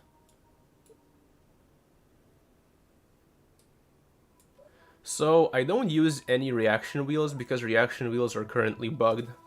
On a rocket, it's not an issue, but on an SSTO, it's a massive issue, and I would advise heavily against using any reaction wheels of any kind. Basically, reaction wheels have the exact same bug that the cargo bays have, which is basically they just have insane drag.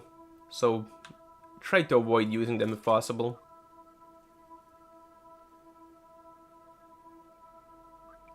Just gonna fast forward so it's day. Also, I'm gonna try and turn OBS on.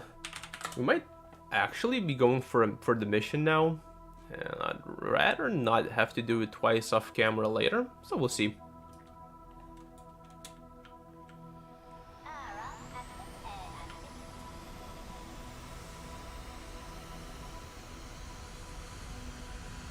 What do you mean a battery? If you're using an inline battery, then that's definitely an issue because inline batteries are also bugged and they have insane drag. But if you're using the batteries that go that attach on the side, then you're good.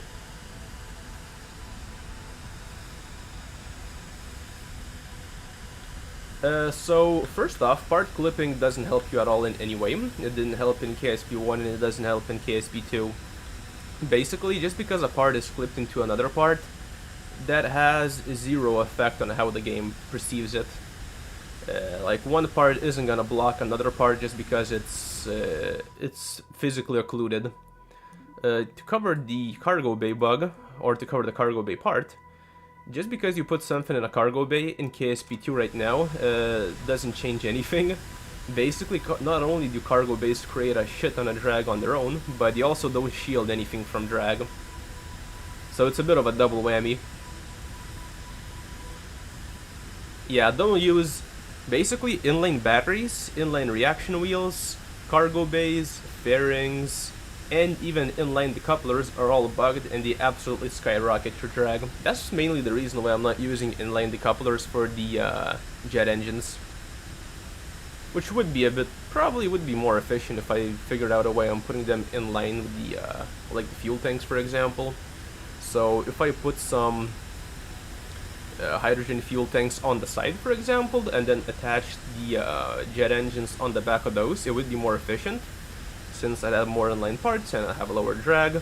But unfortunately, it's not efficient since inline decouplers have ridiculous drag, so I'd be losing out on performance rather than gaining it.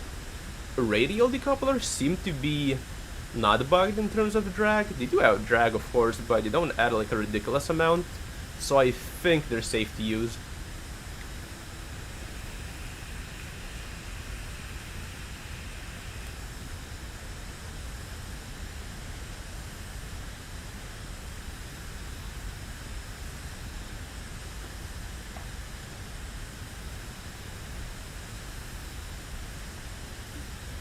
Oh shit, I forgot to fix our crossfeed issues.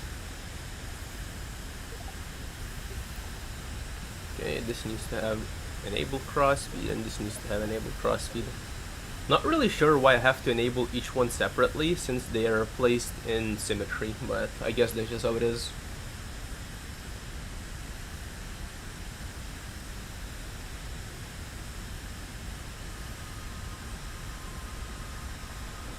Yeah, man, there's just no other way around it with cargo base at the moment, so I feel you, like, you just have to have, like, a ridiculous amount of engines on cargo base.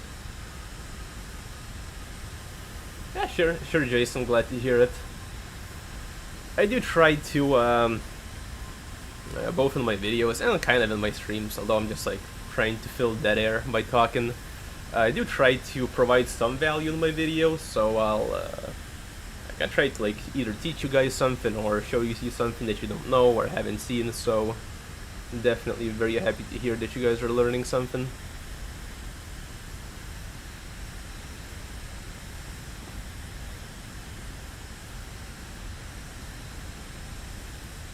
Okay, let's try and get a more efficient acceleration stage this time around. Actually be paying attention. AOA seems perfect though, so that's very nice.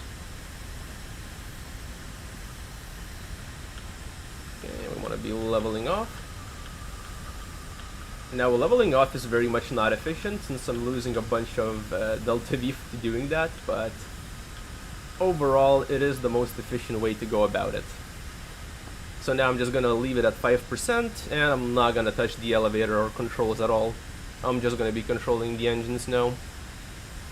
Since pitching up would create a bunch of drag and would reduce our speed, so it's technically less efficient.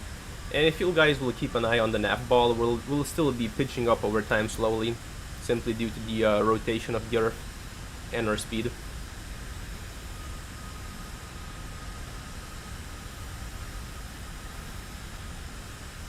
Probably should have pitched up even more actually. I'm not getting the speed that I need.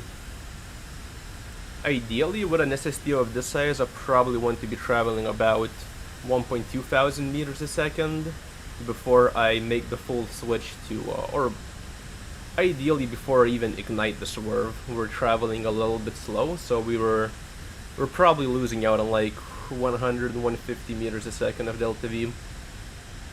It's probably not that critical to the mission. We'll see how much Delta V I have.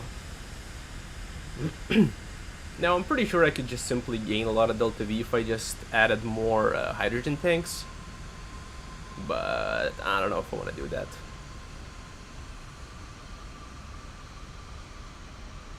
The best lander engine? So that sort of depends on the craft you're doing and what you need. If it's a large lander, then Vector is always the choice. Vector has pretty good thrust in the atmosphere, Vector has pretty good thrust in the vacuum, and obviously, as the name would imply, Vector has a lot of vectoring capability, so it's very, very nice to use for a lander, especially now that SAS wheels are so nerfed. If you can't use a Vector, or for example, if you're landing on a planet that doesn't have an atmosphere and you don't need that much thrust, then something like a Poodle or a Labradoodle could be better. They both have pretty shit thrust, but they're super efficient, so that might be what you need for your specific mission.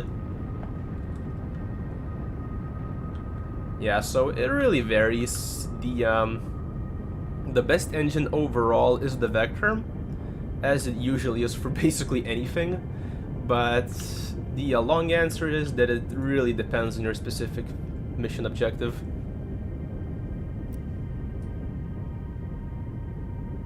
I forgot to time warp, so we're not taking off at night. So kind of botched this takeoff, but whatever, I guess.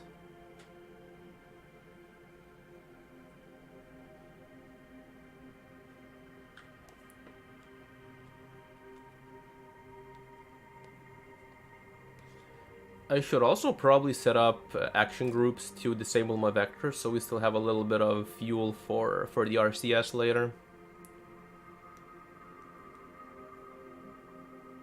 But I guess it doesn't really matter that much for right now. So might as well turn off OBS since I'm not going to be posting how I'm taking off during the nighttime. That would really suck.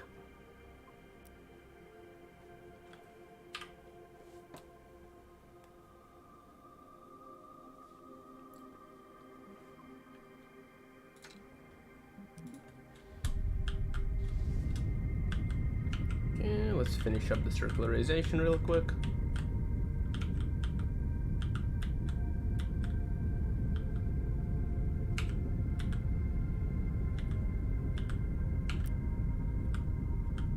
Oh wow, we actually have way too much oxidizer.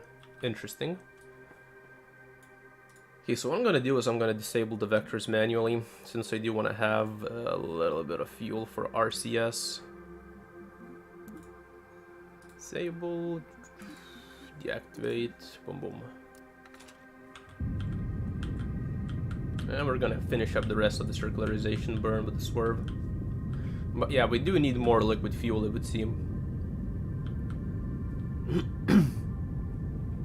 We're carrying a shit ton of oxidizer right now, which is ridiculously inefficient.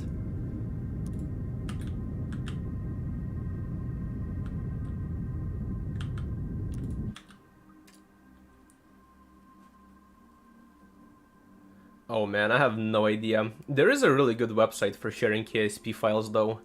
I don't recall exactly what it's called, but in every single one of my videos I have links to... Okay, cool. Thank you, KSP.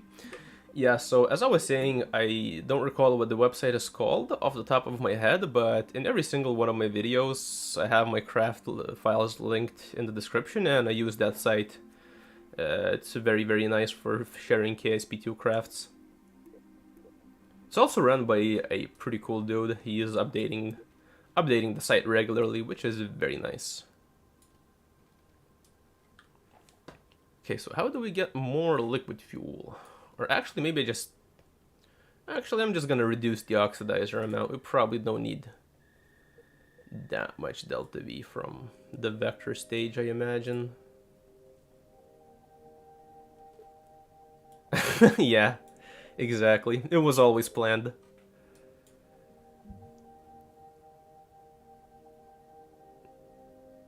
Oh yeah, need to... I knew I was forgetting something. Need to adjust the crossfeed.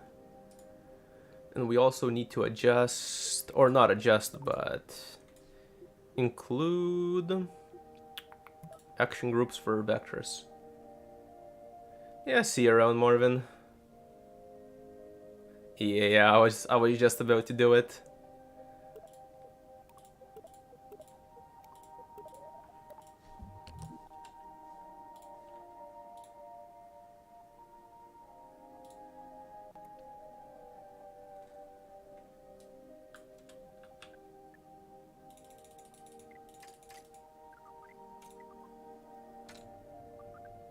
There we go.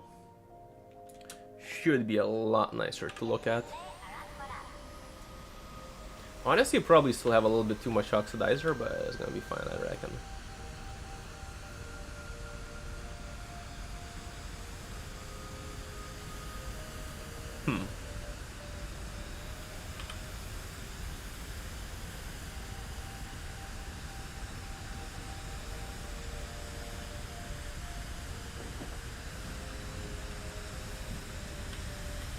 Oh, and as always, I forgot to reduce roll authority.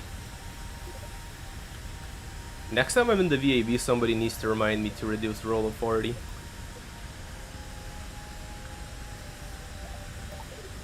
Now, of course, I could just reduce the size of my ailerons, but I do want to keep them slightly oversized, since we might need a little bit more authority on reentry. So it's usually better to just have a slightly bigger aileron than, or not aileron. Is it aileron? Yeah, I think it's ailerons. So it's better to have slightly bigger control surfaces than you need, and simply limit them through the advanced functions, just in case you need them on reentry.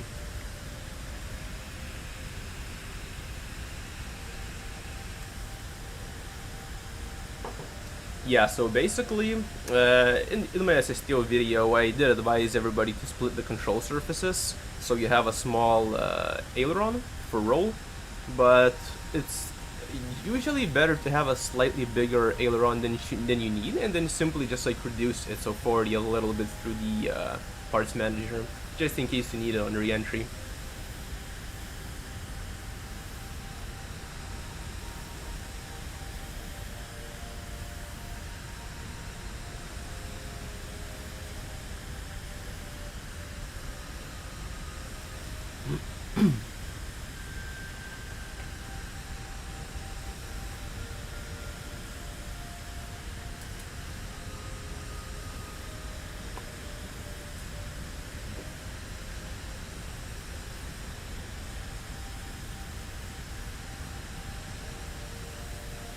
I do wonder how much Delta V I could actually engineer into an SSTO with staging.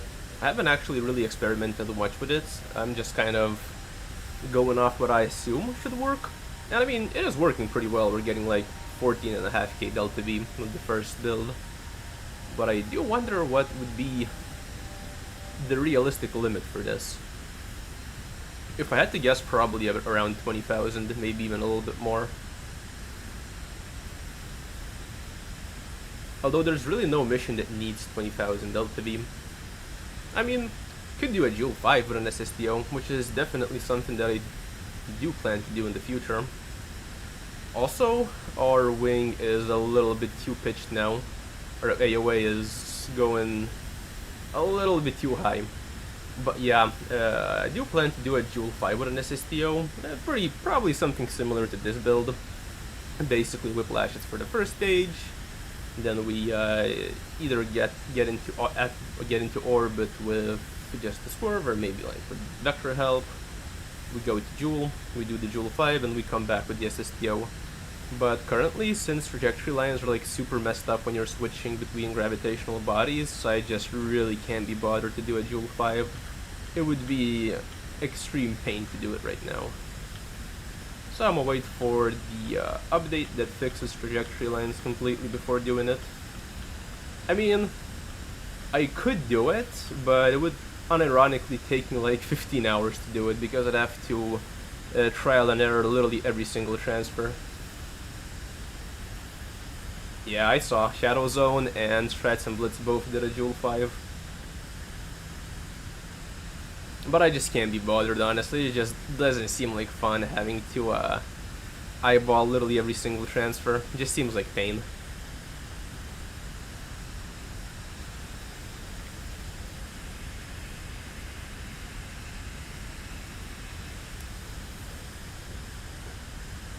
Also, since I would want to do it in SSTO, I couldn't engineer like a super big headroom.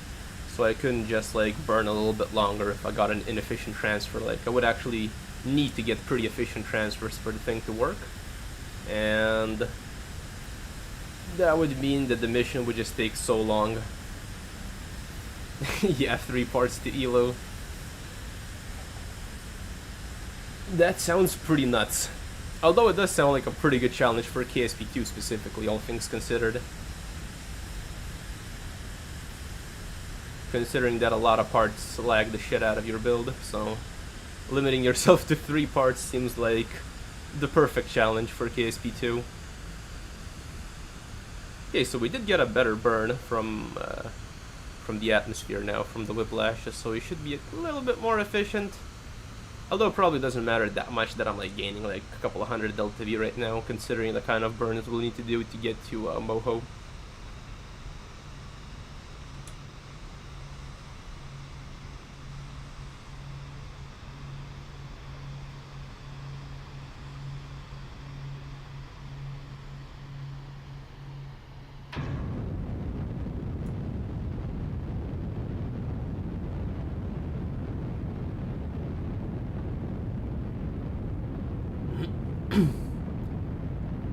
Okay, we still... Oh, actually, now we have 2 little oxidizer. Interesting.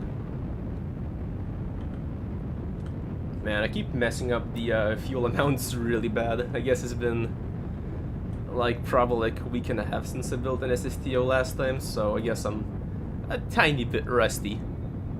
But yeah, we're definitely going to be 2 low on oxidizer now. It's not going to be a huge deal. It's just going to mean that we won't have RCS. Which is going to be a big deal, but it's not that big of a deal.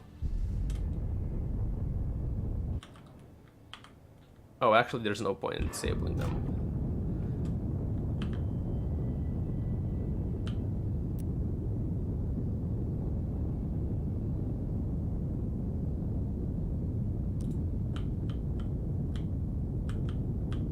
Ooh, that's such an inefficient burn as well. I mean, it's not too bad, but it ain't too good either. And we definitely want to get a very, very efficient orbital insertion burn. Oh, actually, I probably don't want to be burning right now, since that's going to be increasing our drag considerably and reducing our Delta V even further. So I'm just going to be going pro grade for now. until we get out of the atmosphere, and then I'll finish up the orbit insertion burn. But yeah, this is not looking too promising. We need more oxidizer. Probably about 6 tons more of oxidizer, I reckon. Maybe like 5, probably. Well, let's just see where we're at in terms of Delta V and LKO first.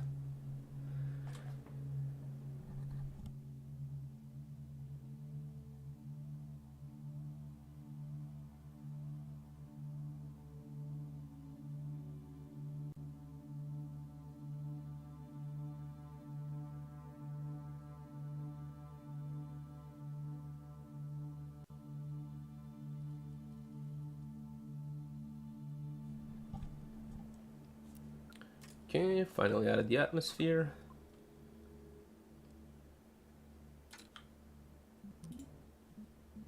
Oh, actually we do still have a little bit of RCS from whatchamacallit, from the front thingy, since it has some built-in monopropellant RCS. So I guess we do have like the tiniest bit of control. Unfortunately, the swerve has extremely bad thrust vectoring, so it's not gonna help us much. Probably the main annoying part with the swerve is that it has like almost no thrust vectoring. Even though it has like all of this stuff for vectoring, you'd expect it to be a little bit better at that.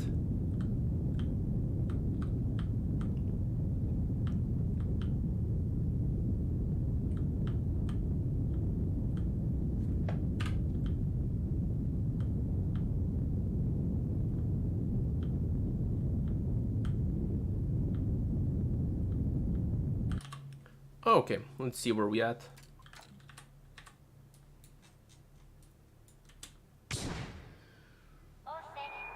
$14,000, basically at the same point. Yeah, man, I have no idea. I assume it's a new bug. I literally have no idea why it's still there.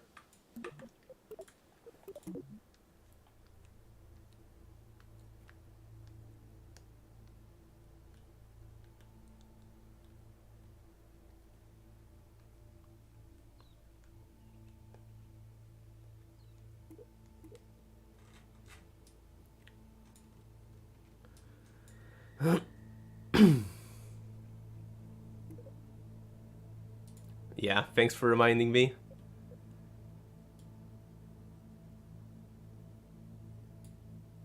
Okay, 7.5 should be good. Okay, finally gonna get roll authority. 10%. What else do we want? Probably want to add a little bit of hydrogen. Just to be on the safe side. Probably just gonna add like a single fuel tank.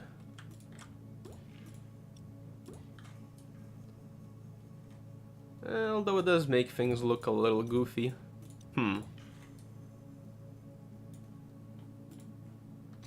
I think I did fix the crossfeed, but yeah, it's probably better to check it. Yeah, I fixed it, nice.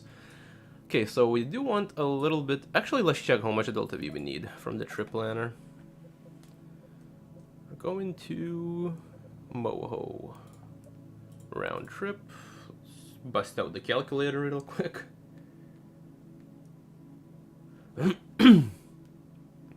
Okay, 930 plus 328 plus 2400 plus 870 times 2, that's 15,000. Oh, we actually need a bit more than 15,000 then.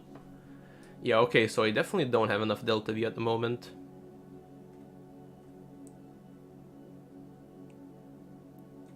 Yeah, I got the action group set up already, thankfully. But yeah, we do need some more Delta V from somewhere.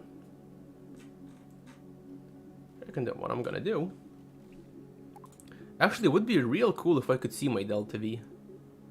Oh, actually I can. 14.42. Okay, how much does this add? 14.4, 15.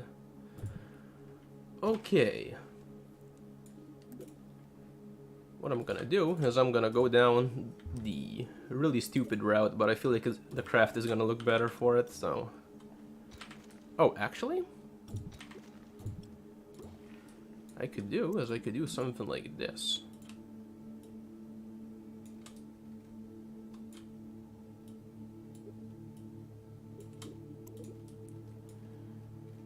do something like this. This is not really going to increase our drag at all, since we're putting both of these parts in line.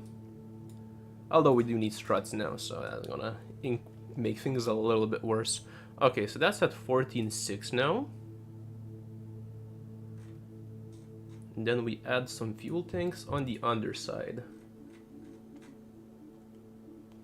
See if I can get away with only adding these small ones. It's gonna be shit for FPS, but whatever. I don't really care. It's gonna look better.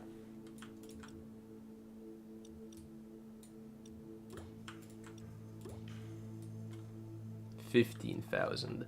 Okay, so we are hitting diminishing returns.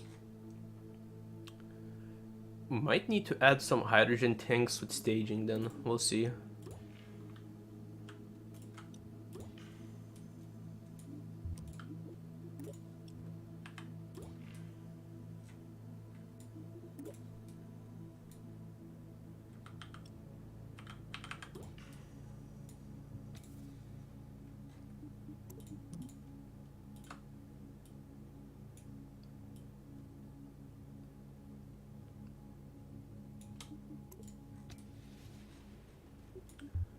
We'll definitely need struts for these as well, because they're gonna be ridiculously wobbly.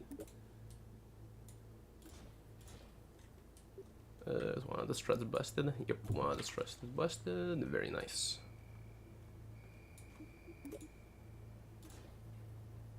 Hello, struts. Okay, I guess I have to add them separately.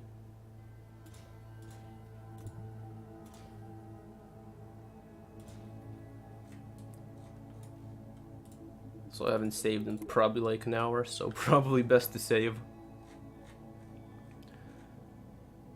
Okay, I think I did add oxidizer, right? Hopefully I did.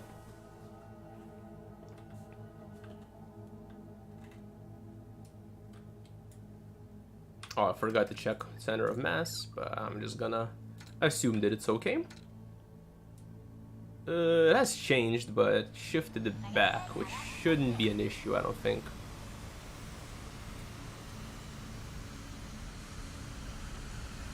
I'm not super sure if I like these being so high up, though. I might move them down a little bit. We'll see.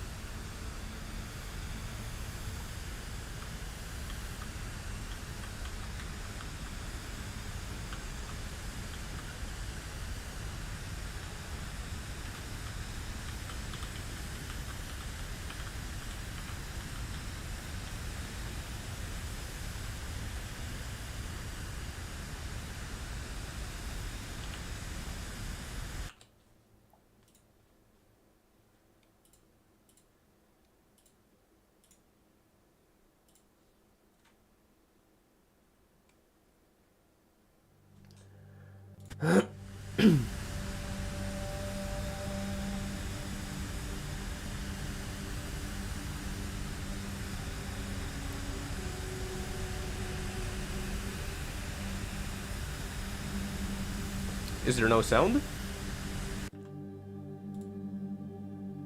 Oh, it's probably because I tapped out. So that's weird. I have OBS Studio set up so it basically always streams both the game video and game audio. But I guess if I tab out, it pauses the audio for some reason.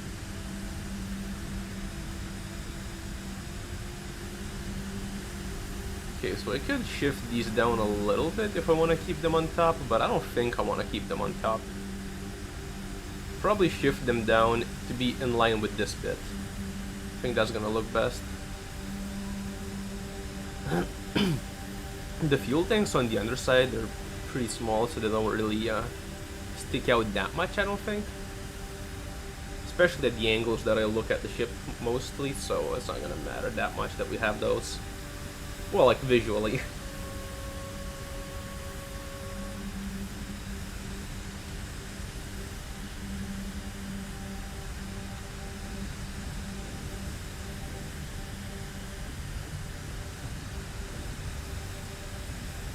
Yeah, possibly. The bottom tanks are basically receiving the bulk of the atmospheric heating.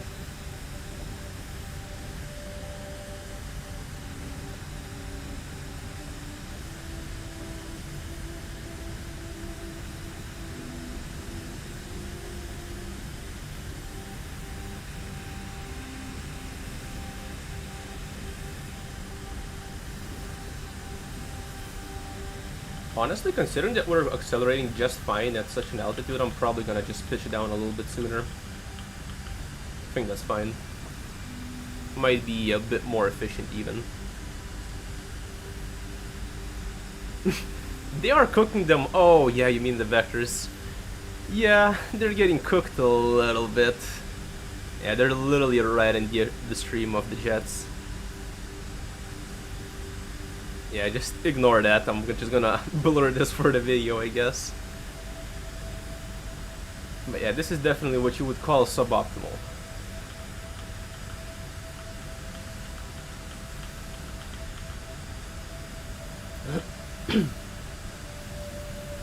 Also, those are whiplashes, not rapiers. It's actually a lot more efficient to use whiplashes rather than rapiers for hydrogen SSTOs. Well, like, not a lot, but it's definitely more efficient to use whiplashes.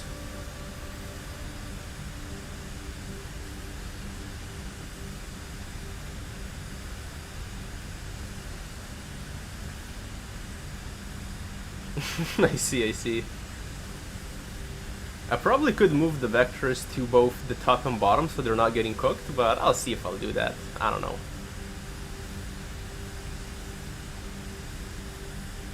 It would make more sense for them to be at the top and bottom.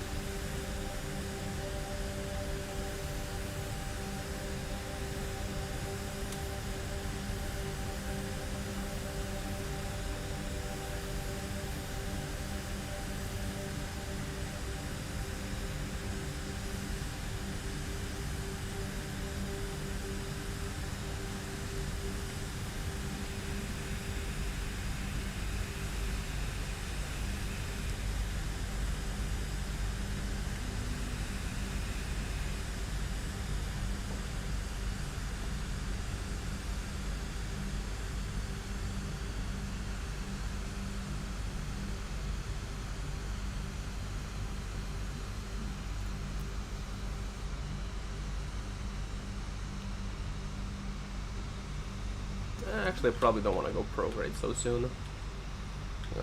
Keep pitching up a little bit.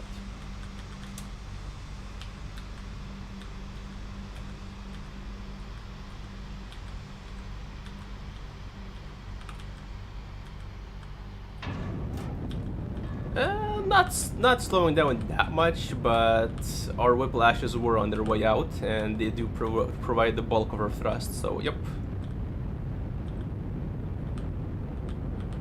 Okay, looks like I got the fuels more or less dead on. We're gonna have a little bit of an imbalance, but not that much.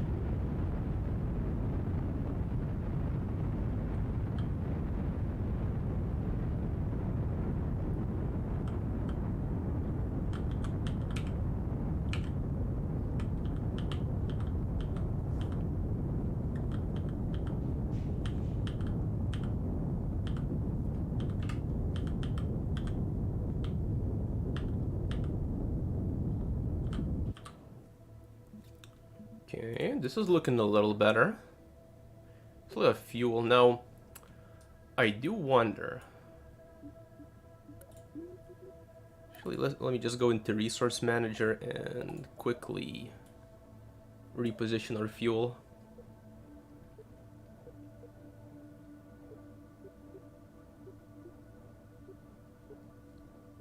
Okay, so we want this tank and we want this tank. These go in, and then the rest is out.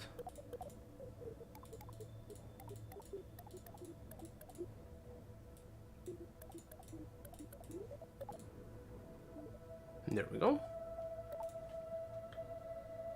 Now we can just fast forward. We do have a little bit too much oxidizer, but it's not that big of a deal. I'd say it's pretty well matched right here. Oh, actually, we might have... Nah, I think that the balance is actually pretty perfect. Ah, we're going into the night. That sucks. I forgot to time warp again.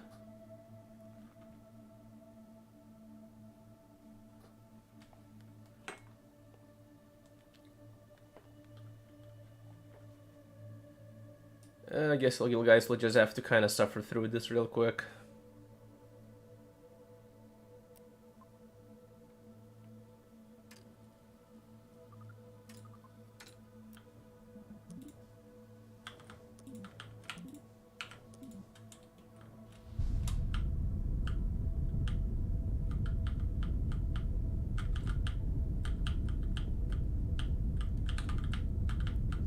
Okay, I think we might be good to go now. Okay, disabling the vectors. We probably could use with a little bit more fuel for the vectors, but it's not that big. Oh, actually, ooh, the craft is now a little bit unbalanced and it wants to keep pitching up continuously. I guess I have some sort of a weight imbalance, although hopefully it's gonna go away once I jettison all the dead weight. We'll see. Okay, we got orbit. Let's just go to the light side.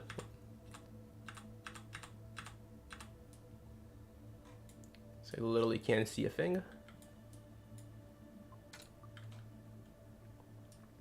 Okay, let's see. How are we looking? 14.7. That's still a little bit too... We're still missing out on a little bit of Delta V. Not much, but we are pretty close to where we need to be.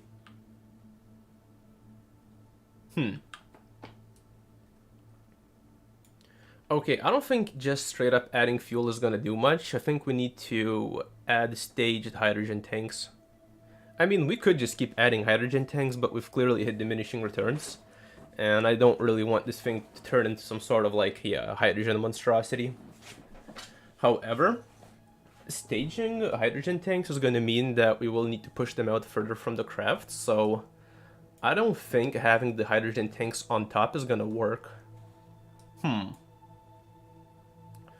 Also, I do want to check real quick if we can maintain prograde when burning, or if we have some sort of an imbalance.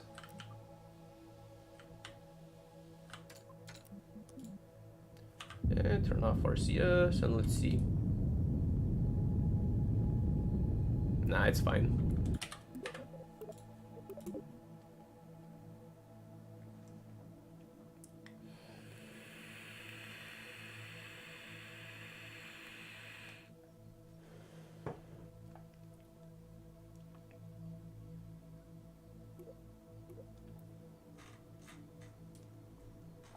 Okay, let's see.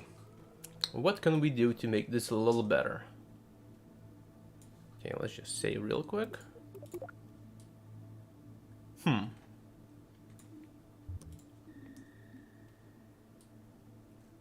Okay, there isn't a lot of places where I can really add fuel. All the sides are kind of taken up with stuff like engines already, so I guess I could do it on the top and bottom, but I can't really do it on the bottom because we need to have clearance for the takeoff. I'm not really sure where I can add fuel then.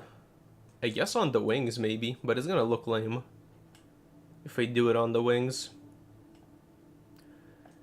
Actually, I could probably move the boosters on the wing itself and then jettison part of the wing to reduce my mass. Although then it's gonna look weird. Nah. That would mess with the looks, which is definitely unacceptable.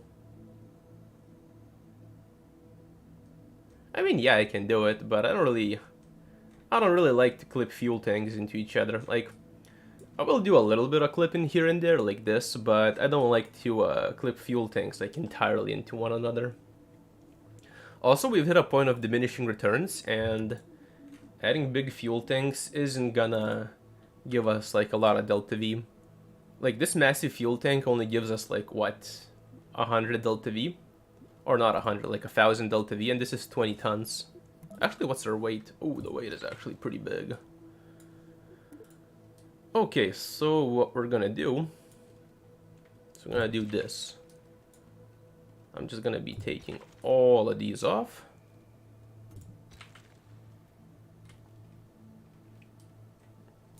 And I'm gonna stage all this.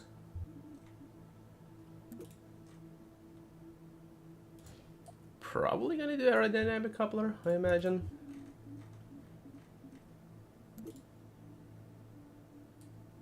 Okay, I think this tank is too big, but I'll still try it out. Yeah, this tank is too big. It's gonna look goofy. Need to use these. Yep.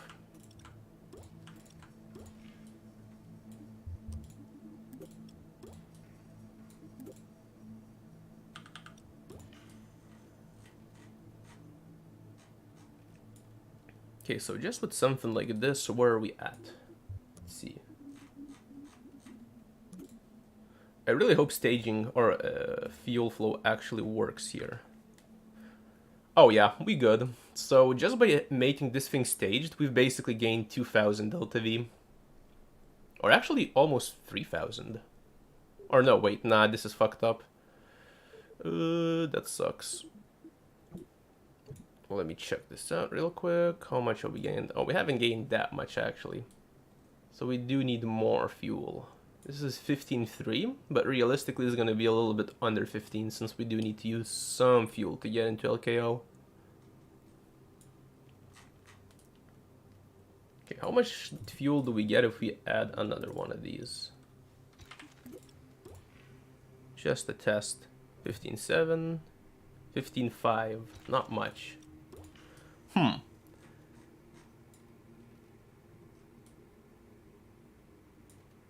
Yeah, this is gonna be interesting for sure.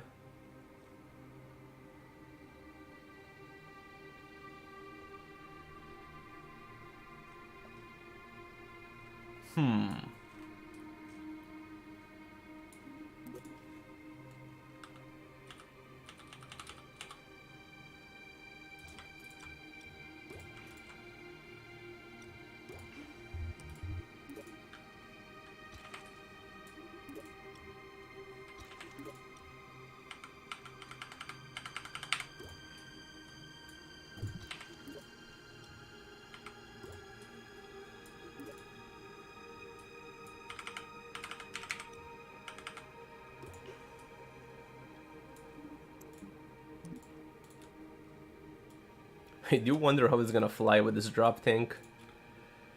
I imagine it could be potentially bad.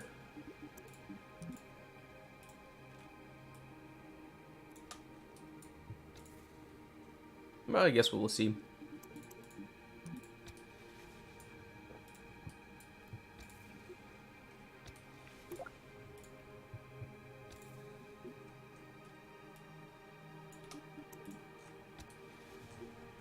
Okay, so how much are we gaining? So probably want to re-add this fuel line because it's probably gonna be bugged now.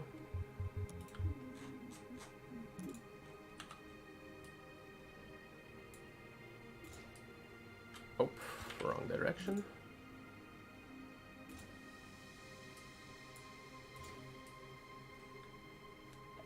$5,400. I find that a little bit suspicious.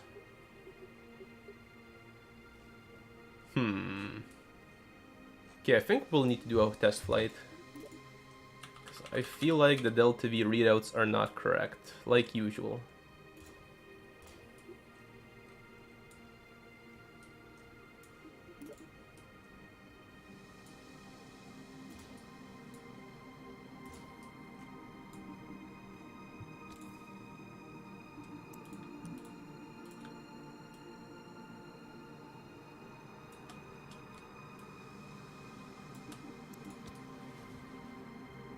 Okay, that looks decent. Now, I also do want to add a little bit more fuel for the vectors, since that seems like a pretty easy way of just adding Delta V, basically for free. Ooh, our center of mass is a little bit wrong. Okay, can I, like, please move this?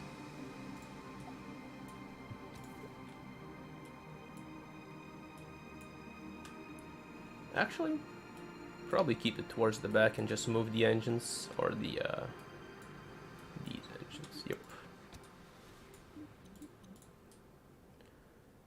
Okay, I feel like that doesn't look super goofy, and we will be getting rid of this hydrogen tank pretty early on, so it's probably not gonna matter too much. What I'll also do is... Oh, come on.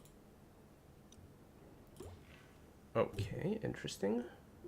Okay, so I literally cannot remove this part, because if I try to remove it, I end up clicking on the wrench tool. Like, I literally cannot place it anywhere. Interesting. Okay, so yes, what I'll end up doing is just remove it with the thing and then place it back on later.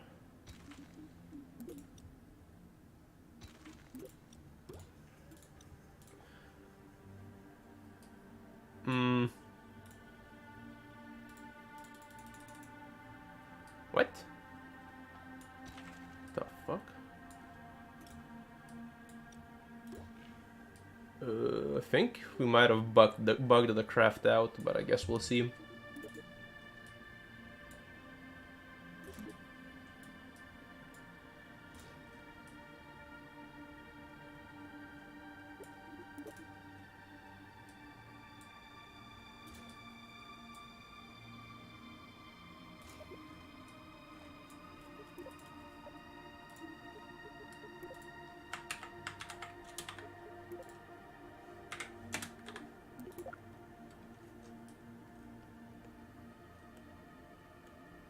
Okay, so probably want to reduce the oxidizer and the new fuel tank. Probably don't need that much oxidizer. Although maybe we do actually. No, probably not that much. I'm gonna reduce it by like a couple of tons. Ooh, our center of mass is too far forward now.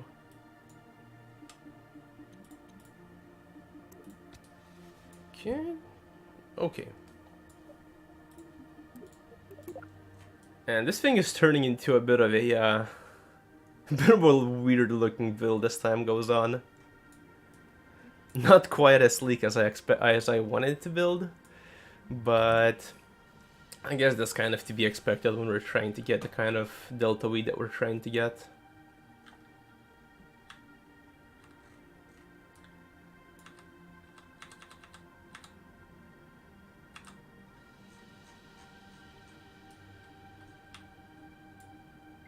Yeah, that's usually how it is in KSP though, when you're trying to go for like crazy builds. Which is fine, honestly. It's kind of part of the fun. And also, as with literally anything, the last 1% always takes the longest. Like, literally any skill. And same with builds in KSP, really.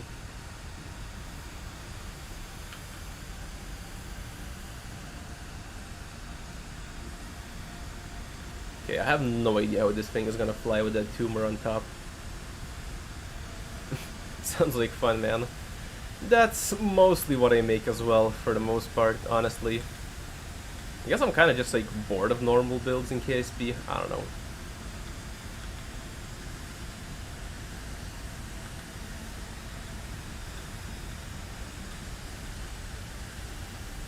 I mean, yeah, it kinda is, basically. It basically kind of is.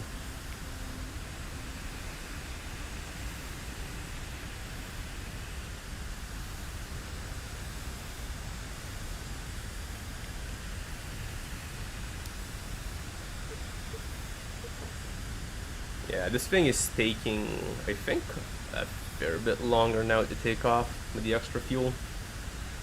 We didn't add any hydrogen. We actually removed a little bit of hydrogen. But what we did do is add a fair bit of chemical fuel, so we can actually ride the vector all the way to LKO.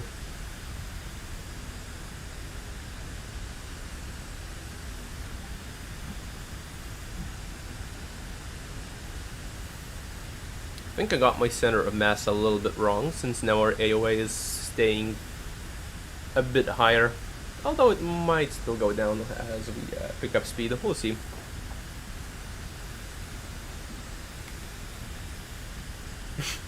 Yeah, I don't think the transition from KSP to a real rocket engineer is as smooth as you expect it to be. Oh man, I wish. I wish KSP skills transferred to real rocket science. That would be perfect.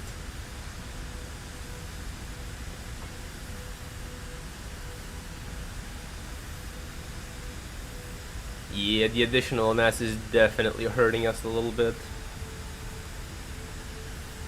Hopefully I don't need to add any more engines, since I don't think there's a way to add 5 per side. Well, I mean there is, but then I couldn't be using these, like this part, and I do like using these parts. Like the quadruple engine thingy. Yeah, I think we might need more thrust.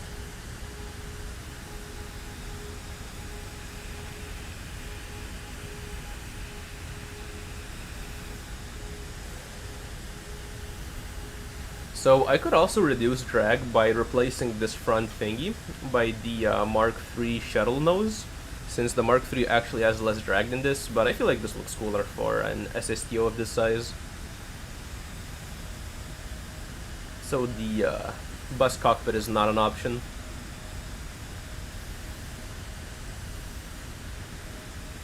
Yeah, we need more thrust, I think. Maybe not, maybe just slight wing optimization. Maybe the craft is just too heavy for its wing.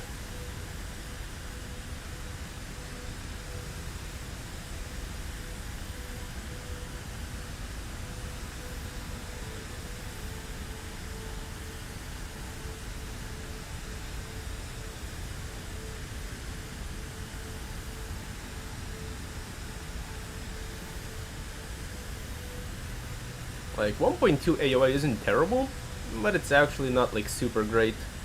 It'd be a lot nicer if it was a lot lower.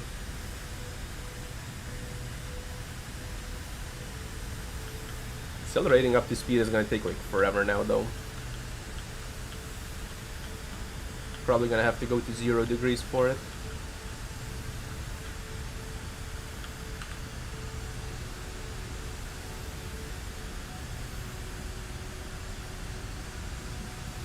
Actually overpitched a little bit, but that's probably fine since we're just gonna be start pitch up once we speed up a little bit, so it's probably fine. We'll see. Yep, it's fine. Man, this thing is so slow now.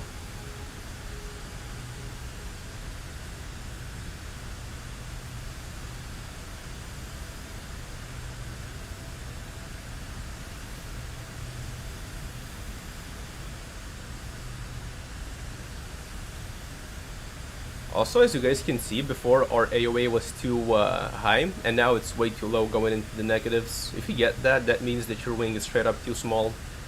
Since pitching the wing up doesn't always help, and it does introduce some drawbacks. The main drawback that it introduces is that it varies your AOA at different speeds too much, which can be a little bit of a problem. Now, going from like 1.5 to 0.5 isn't that big of a deal, but it still indicates that it's a little bit suboptimal and that the wing is a bit too small.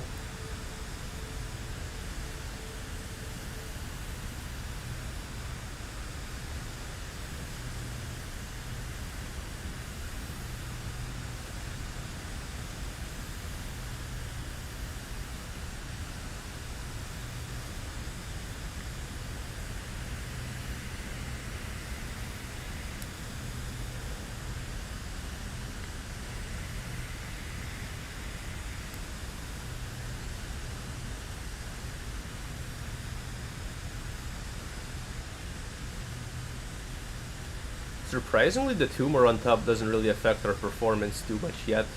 Although it might have offset our center of mass and we might start to lose a little bit of control when only using the swerve. Might need to use RCS in conjunction with the swerve. We'll see.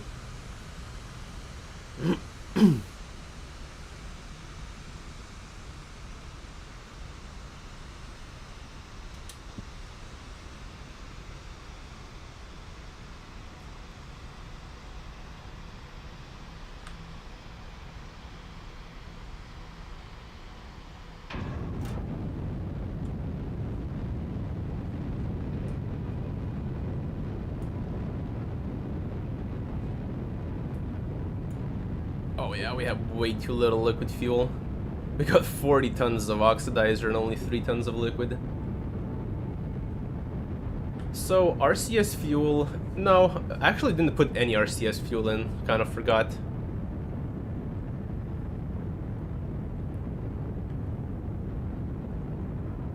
Okay, so I think I'm just going to enable infinite fuel real quick because I want to check how much delta V we have in this tumor up top, because it wasn't... I don't think it was displaying it properly.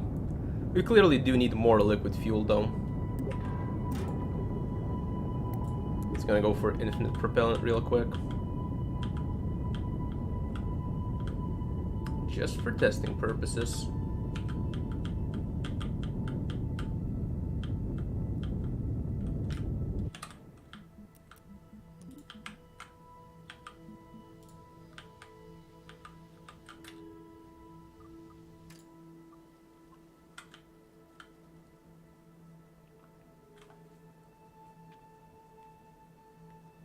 Also, we need to check if this is actually draining properly, if the staging actually works. Of course, as always, traveling here in the dead of night. Even though I did fast forward, but I guess I got the fast forwarding a little wrong. Fast forwarded too much.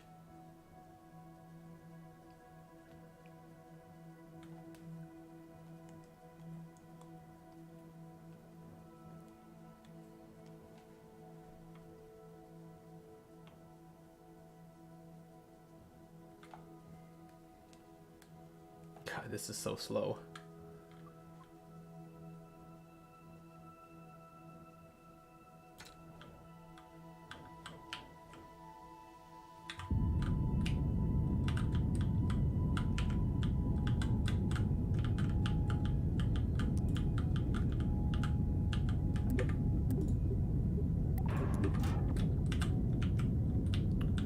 And we turn infinite off.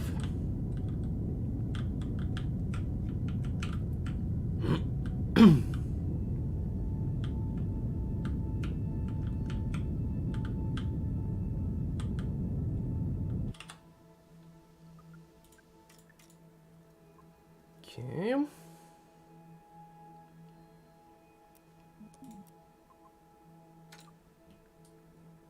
Okay, I guess let's see. Staging is correct. Okay, stage separation looks good. Nothing blew up. I don't think it's draining properly. Let's see. Oh, no, it is. Okay, this can't be right. And how do we have less delta V than before? Seems very sus considering I have these on stages now.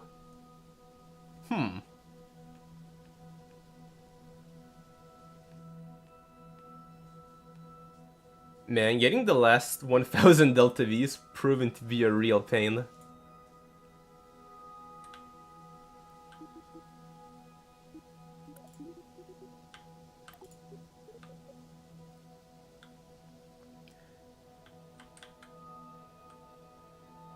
Okay, I just want to burn these things off and then see if our delta V indications change.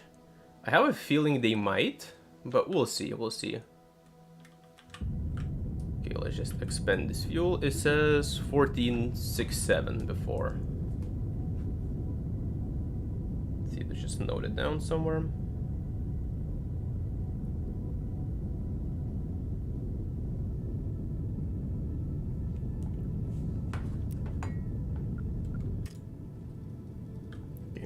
Thank God for non-physical time warp burning. Hopefully. Okay, so now it says 14,000. Let's see if we get any delta V. 14,700. Okay. I think we're good, guys. I think we're good. Also, stage separation went well, so that's nice. Now, did anybody remember that I have too much oxidizer? I think we had too little liquid fuel, right? I think we're basically good to go. Just need to adjust our liquid fuels and I think we're good.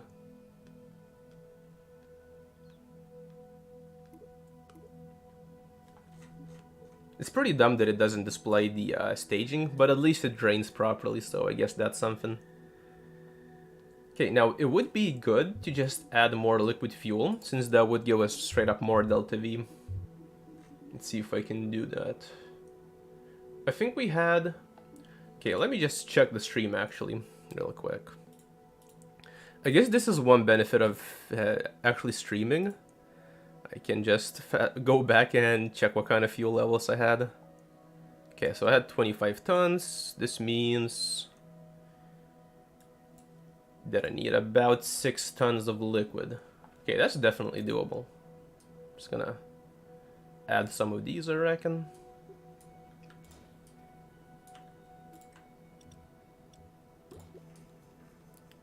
So that's 4, that's 8 tons. Okay, should be basically perfect.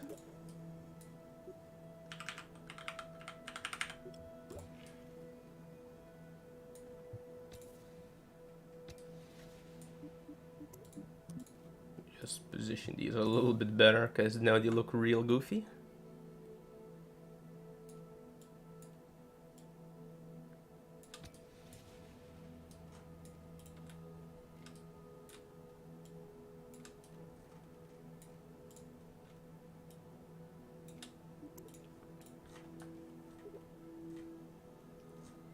Actually, I feel like if they're closer to the engine, they might look better. See?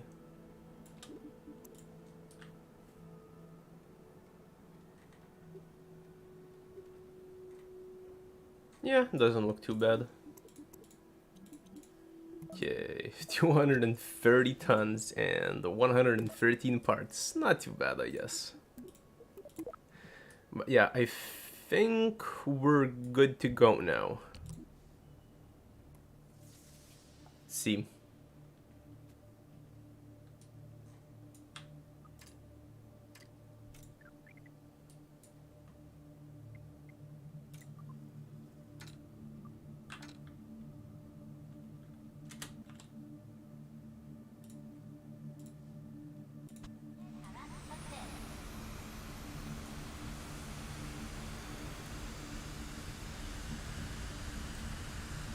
With just 4 rapiers, the most I've been able to have without staging of any kind was 3000 LKO. But that was without staging. With staging, you could definitely get a little bit more.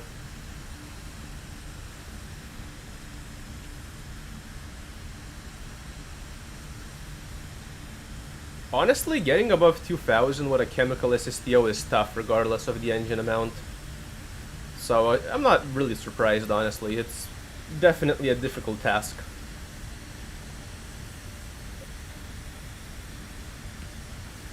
But yeah, it's definitely doable. You should be able to get a little bit over 3000 with 4 vectors, or not vectors, with 4 rapiers. But that requires a ridiculous amount of optimization.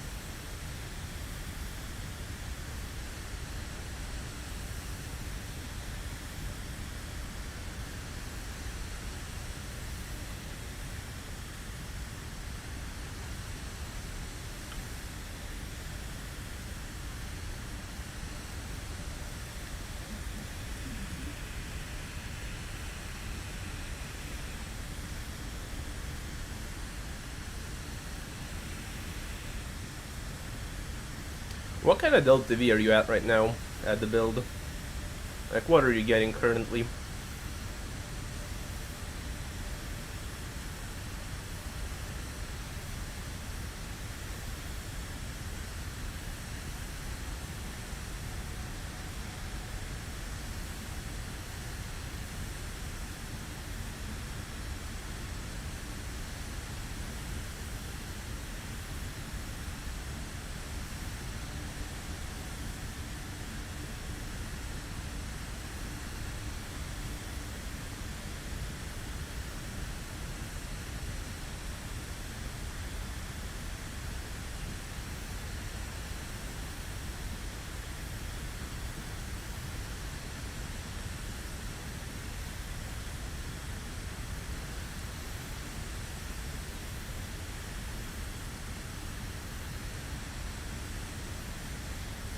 Honestly, roughly 2k is already pretty good for a chemical SSTO.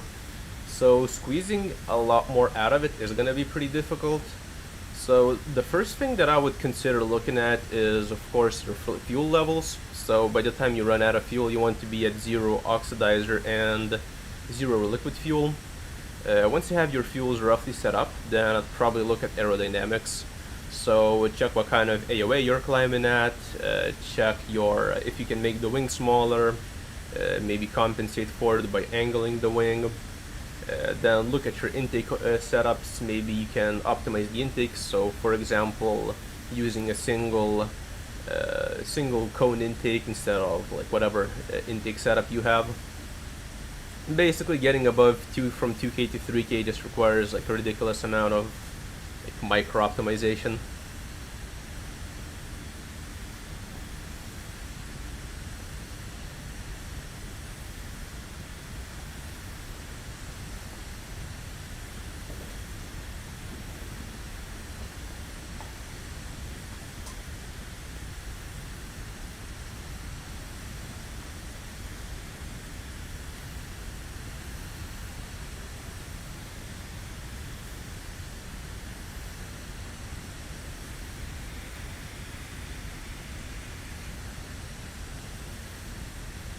Yeah, you can definitely get over 2000, but it is going to require a lot of work.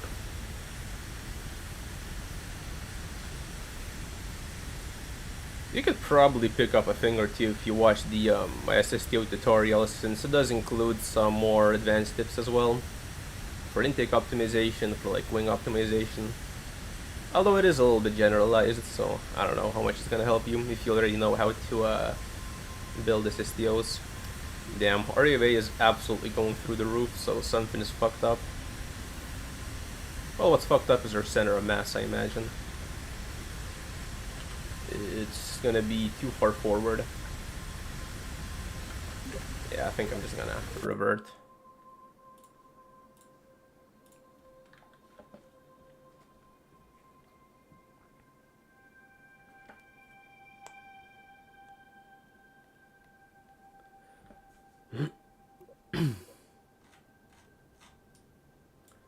Let's see, what can I do? Let's move this back a little bit.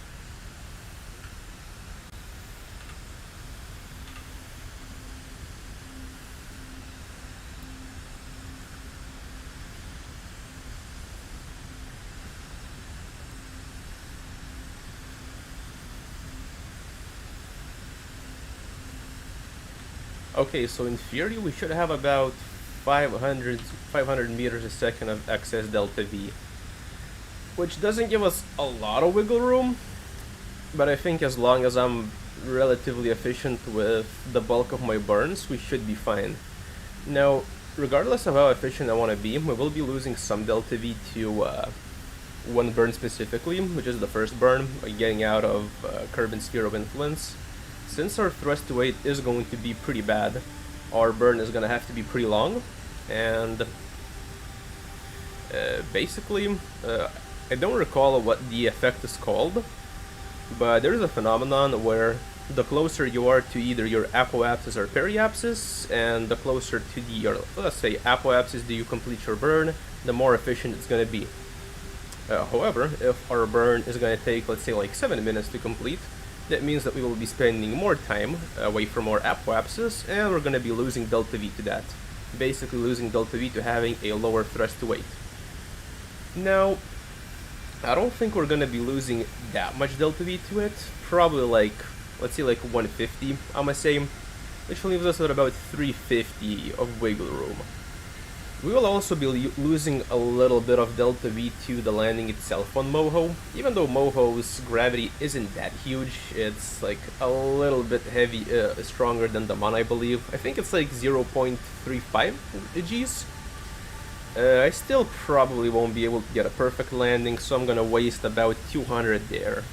So this leaves us with about 150. Now, there is one additional bug that we will have to deal with, unfortunately. And that bug will, well, I don't know this for sure, but I'm pretty sure. Certain bodies seem to be bugged, and when you're exiting their sphere of influence, your trajectory is going to randomly switch. Thankfully, that's not an issue with Kerbin, but based on all the videos I've seen, that is definitely an issue with Moho. This means that we will need to somehow eyeball a near-perfect Kerbin intercept from Moho without knowing where our trajectory is going to be once we leave. So that's definitely going to be a bit of a challenge. Probably going to require a lot of quick saves and reverts. Normally it wouldn't be that huge of an issue since we could just perform an additional burn once we're out in deep space, but since we won't have that much delta V, and burns in a sphere of influence are a lot more efficient rather than in deep space. We will need to get it pretty dead on.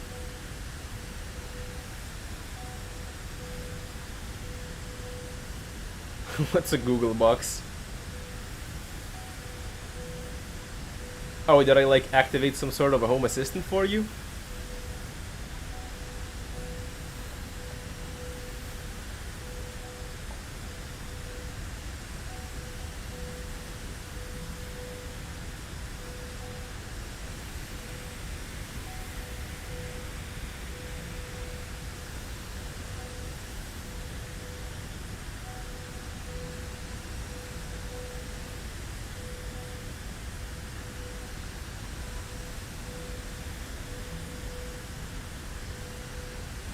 Honestly, one thing that I really want to do is an Eve SSTO.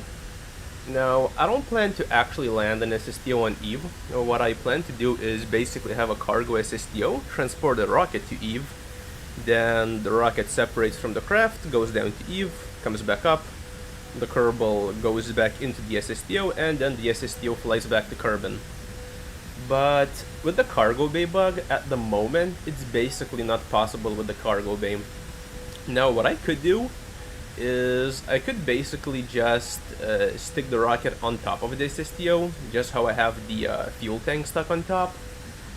But I feel like that looks a lot worse, and I don't really want to do it, so I'm kind of just waiting for the cargo bay bug to be fixed for my Eve SSTO.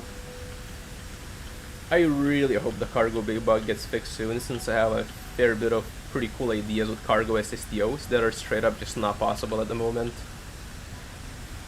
I also want to build a supermassive solar station purely with SSTOs. Probably something in the neighborhood of like 2 megatons. But once again, it's not really possible to do. I mean, it's kind of possible since LKO lift SSTOs aren't affected as much as like SSTOs that go on missions. But it's just still so much of a pain, and I don't know, I just feel like needing to use like 10 whiplash instead of 4 on a cargo SSTO just kind of ruins it for me. Since I like to build efficient craft for the most part. Even though I do like to build ridiculously big craft, I do like to make them as efficient as possible, you know? Okay, I think I might have pitched down a bit too much, but whatever. Actually, I'll pitch up a little bit. Yeah, I pitched down too much, fuck. Oh well.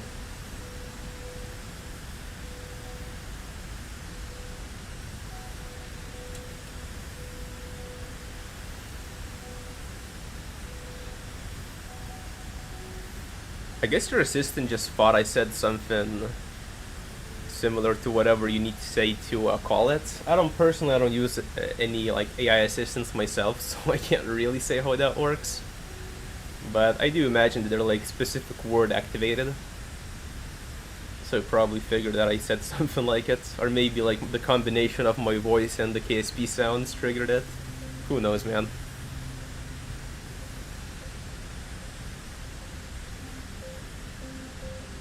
Or maybe your Google Assistant AI is just getting ready to take over, man. Man, AI is honestly scary when you look at GPT 2.0 or GPT 4.0, for example. Struts actually add a lot of drag. They affect drag considerably, I would say. Not as much as the drag bugs, but still pretty considerably. So I would try to minimize strut use as much as possible. However, unfortunately, that's just not really feasible.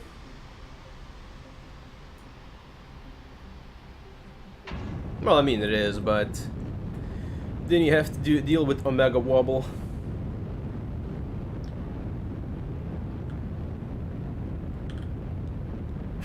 Yeah, actually. Unironically though, like, assistants like Google Assistant literally spy on you to know what to sell you. YouTube is much the same. There's like YouTube is basically controlled by AI algorithm, which is basically trying to spy on you to figure out what like best video to show you and what best advertisement to show you as well, so that's just basically how it is now. AI spawning on you literally 24/7.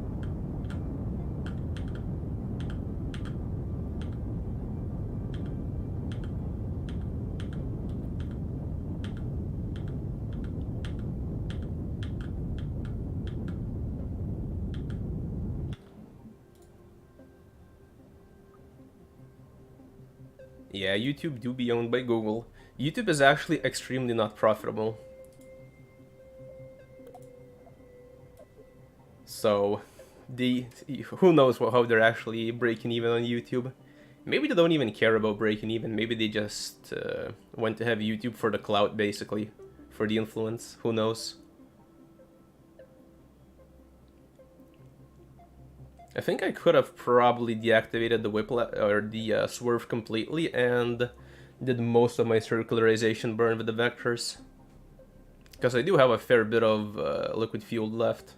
Also, the ratios seem to be pretty good. So we're looking pretty strong right now, I'd say.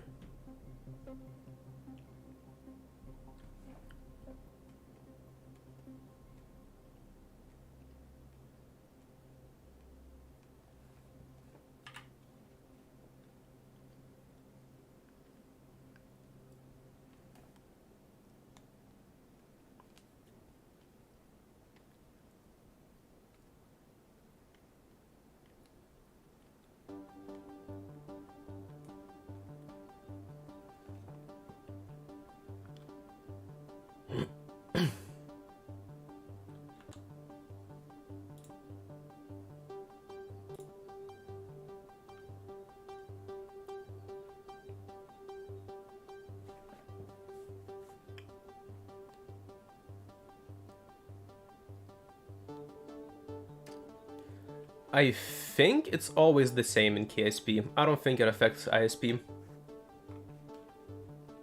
Although I'm not 100% sure on this. You can actually check. Actually, we can check in a little bit. You can reduce the throttle and it'll show you live ISP in the parts manager. So we can actually figure this out. Oh, I forgot to add RCS fuels. Fuck. Unlucky. We're looking very good though.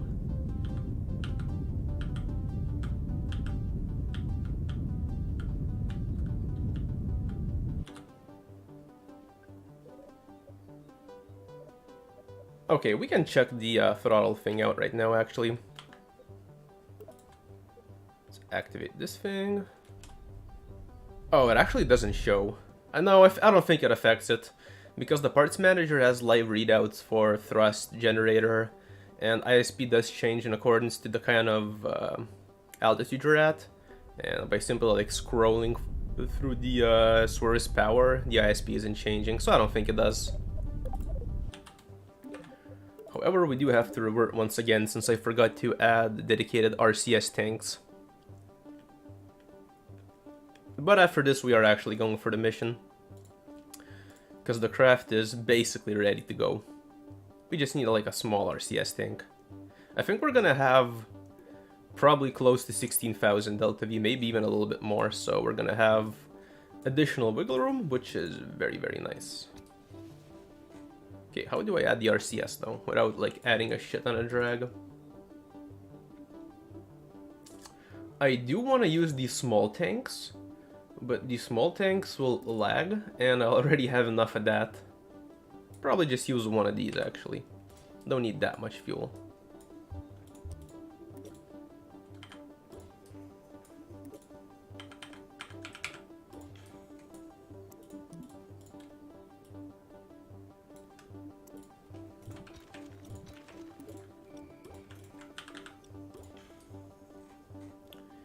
Yep, looks good. I think I need to do something else though. Oh yeah, set up an action group? Action group for the swerve.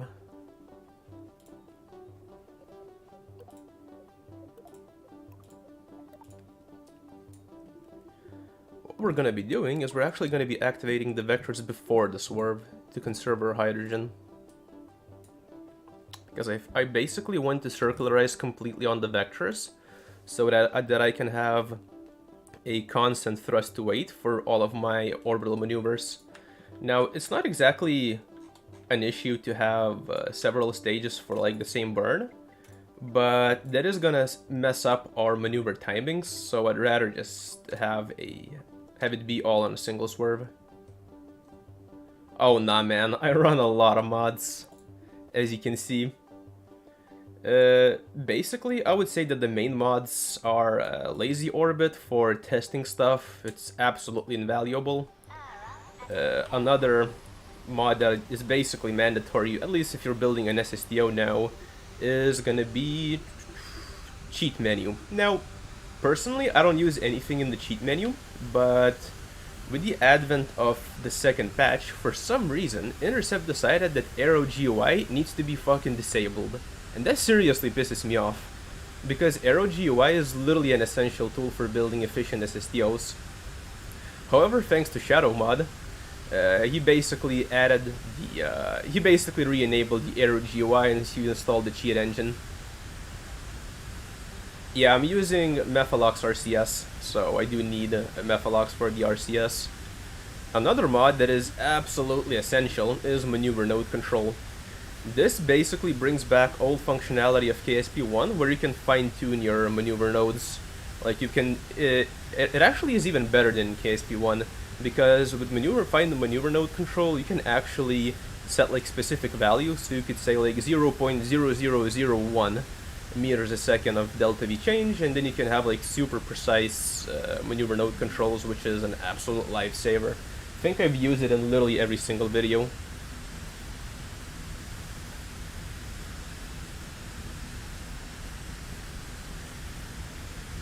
Yeah, maneuver node controller is an absolute lifesaver. I've even made a short about it to informing people that everybody needs it. Also, yeah, if you want Aero GUI, what you need to do is you need to install Cheat Engine by Shadow Dev. It's going to re-enable the Aero GUI. I really don't understand why the fuck Intercept felt the need to disable it. Like, it genuinely pisses me off, because it's such a good tool. I think they're gonna be replacing it with something better in the future, but like, well, you don't have anything better, like, just let us use the Aero GUI. Plus, it's literally still in the game. Like, the only thing that Shadow Dev did, from what I understand, is he simply re-enabled the bind that allows you to turn on Aero GUI. Like, Aero GUI is still in the base game, the bind is just disabled to turn it on, which is so dumb.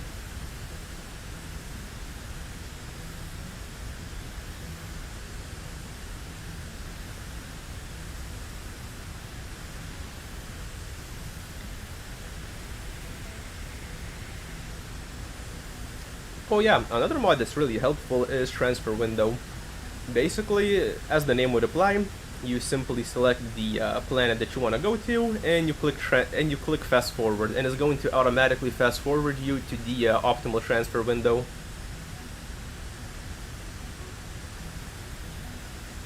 Okay, I get that you want people to be able to screenshot, but at the same time, there's literally a dedicated key on your keyboard that is called, actually what is it called? Print Screen. Print Screen will literally always screenshot for you, so why do we need F12 to screenshot as well? It's so dented. Why do we need two dedicated keys for screenshots? I don't even understand why F12 makes a screenshot, honestly. Like, what's the point?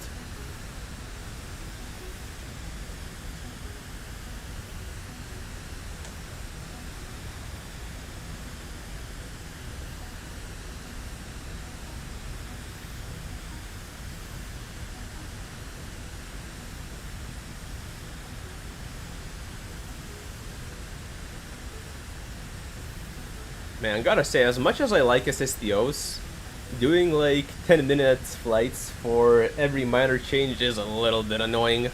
I think Intercept does actually plan to add some sort of a tool that lets you run tests in the VAB, like aerodynamic tests, which is gonna be extremely welcome. But at the moment, I mean, I deal with them, like, I suffer them. But yeah, I definitely would rather not have to do this. In KSP1, there was an extremely awesome mod where you could basically simulate your entire flight. So you didn't have to run like 5,000 tests with your SSTOs for hours. You could basically just like run a simulation and instantly know what kind of aerodynamic performance your SSTO is gonna have. I really hope we're gonna get something like that in KSP2, be it in the base game or a mod, because it's an absolute lifesaver. Or it was an absolute time saver, actually, not a lifesaver.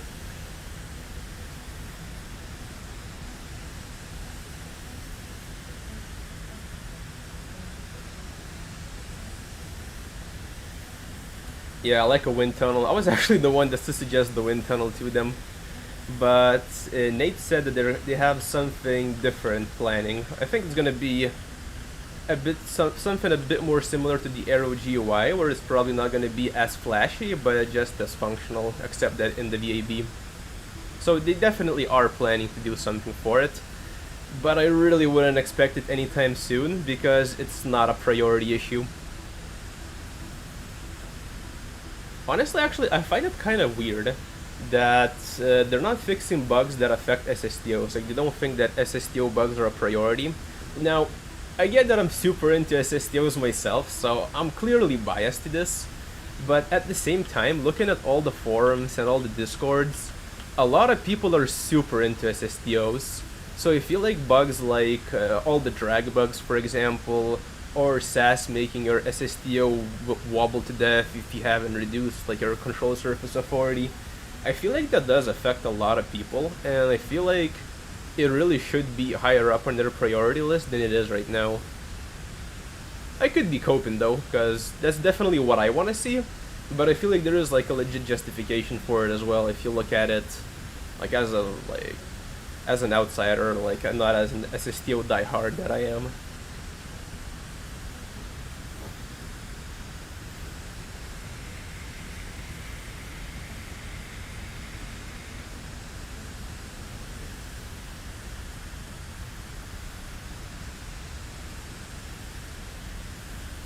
Honestly, the only thing I can say is God bless procedural wings, because if it wasn't for procedural wings, I probably would just be still playing KSP1 right now. And to a lesser degree YouTube as well, since clearly people do want to see KSP2 content rather than KSP1, since, you know, the game just came out, everybody wants to see it. We do be like that. Okay, let's see if I can use the vectors for the first stage, basically. Instead of the swerve. Conserve my hydrogen. It's also going to be more efficient, since the vectors clearly burn substantially more fuel than the swerves, which means that I will be a lot lighter by the time I actually ignite the swerve. So this should give me a double whammy effect, I reckon. We'll see though, we'll see how far I can get on the vectors. I also need to remember to save a little bit of liquid fuel and not burn all of it. I think we have a little bit of a bit too much of liquid fuel, but not too much, so should be fine. Also, going back to the wind tunnel, I think that it would be not only really good to have, but I think wind tunnel would also be super cool. Like, it would just be a really cool visual, like running tests in a wind tunnel rather than just reading numbers off screen. I feel like it would be a really nice fit into KSP if it's possible technically. From a technical standpoint, I mean.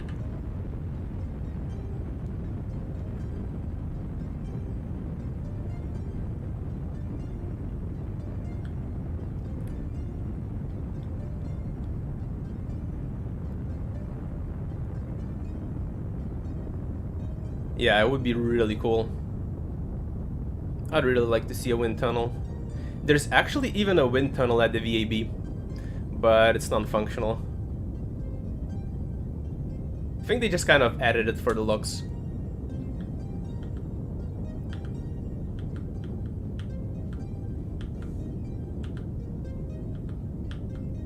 Okay, so I didn't get the best circularization burn, but it's gonna be fine.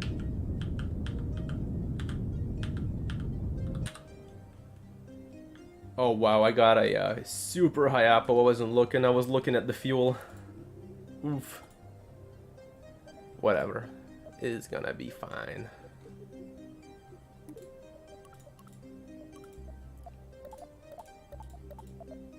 What is this? Not hydrogen, please. Please give me Methalox, yes.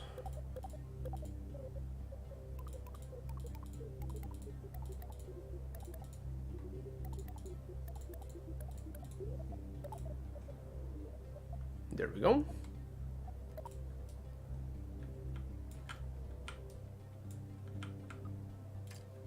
Oh my god, I'm doing this in the dark again. I literally fast forwarded. I tried, guys, I tried. I put in an effort.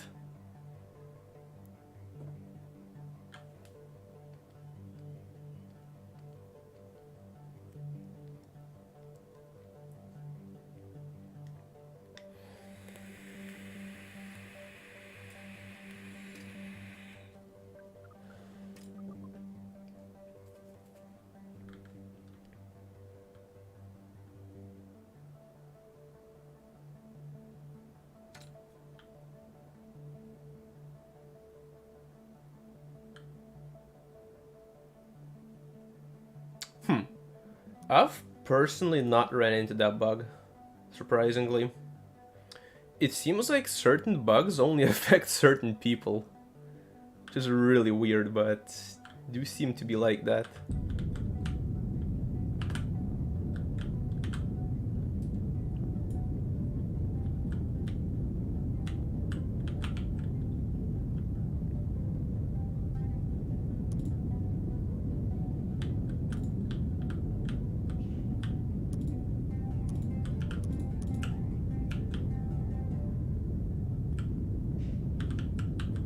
The stage literally doesn't handle without RCS, so I keep having to give it like little bursts of RCS to stay on course. And we have an orbit. Yeah, we have nearly all of our hydrogen. I think we're Gucci, guys. Let's just do our staging now. Resource manager, we're gonna want, this is all in. Ooh, spent a little bit too much RCS, but yes, that's not that big of a deal.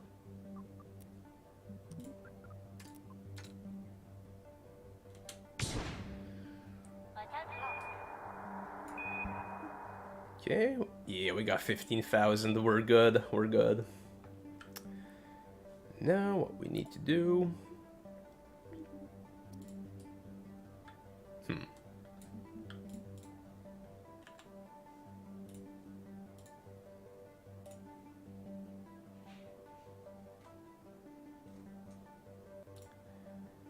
Actually, guys, I think I'm gonna call the stream here. I'm gonna go have dinner and chillax for the evening. So I guess I will leave you on a cliffhanger once again. But I guess you'll just have to see the video to see how the mission is gonna end. Which is gonna end fine, because we do have the required LTV, 15,000 in here, whatever is in there. So we should be plenty fine. But yeah, guys, thanks for watching, as always. And I'll see you in the next video. And have a good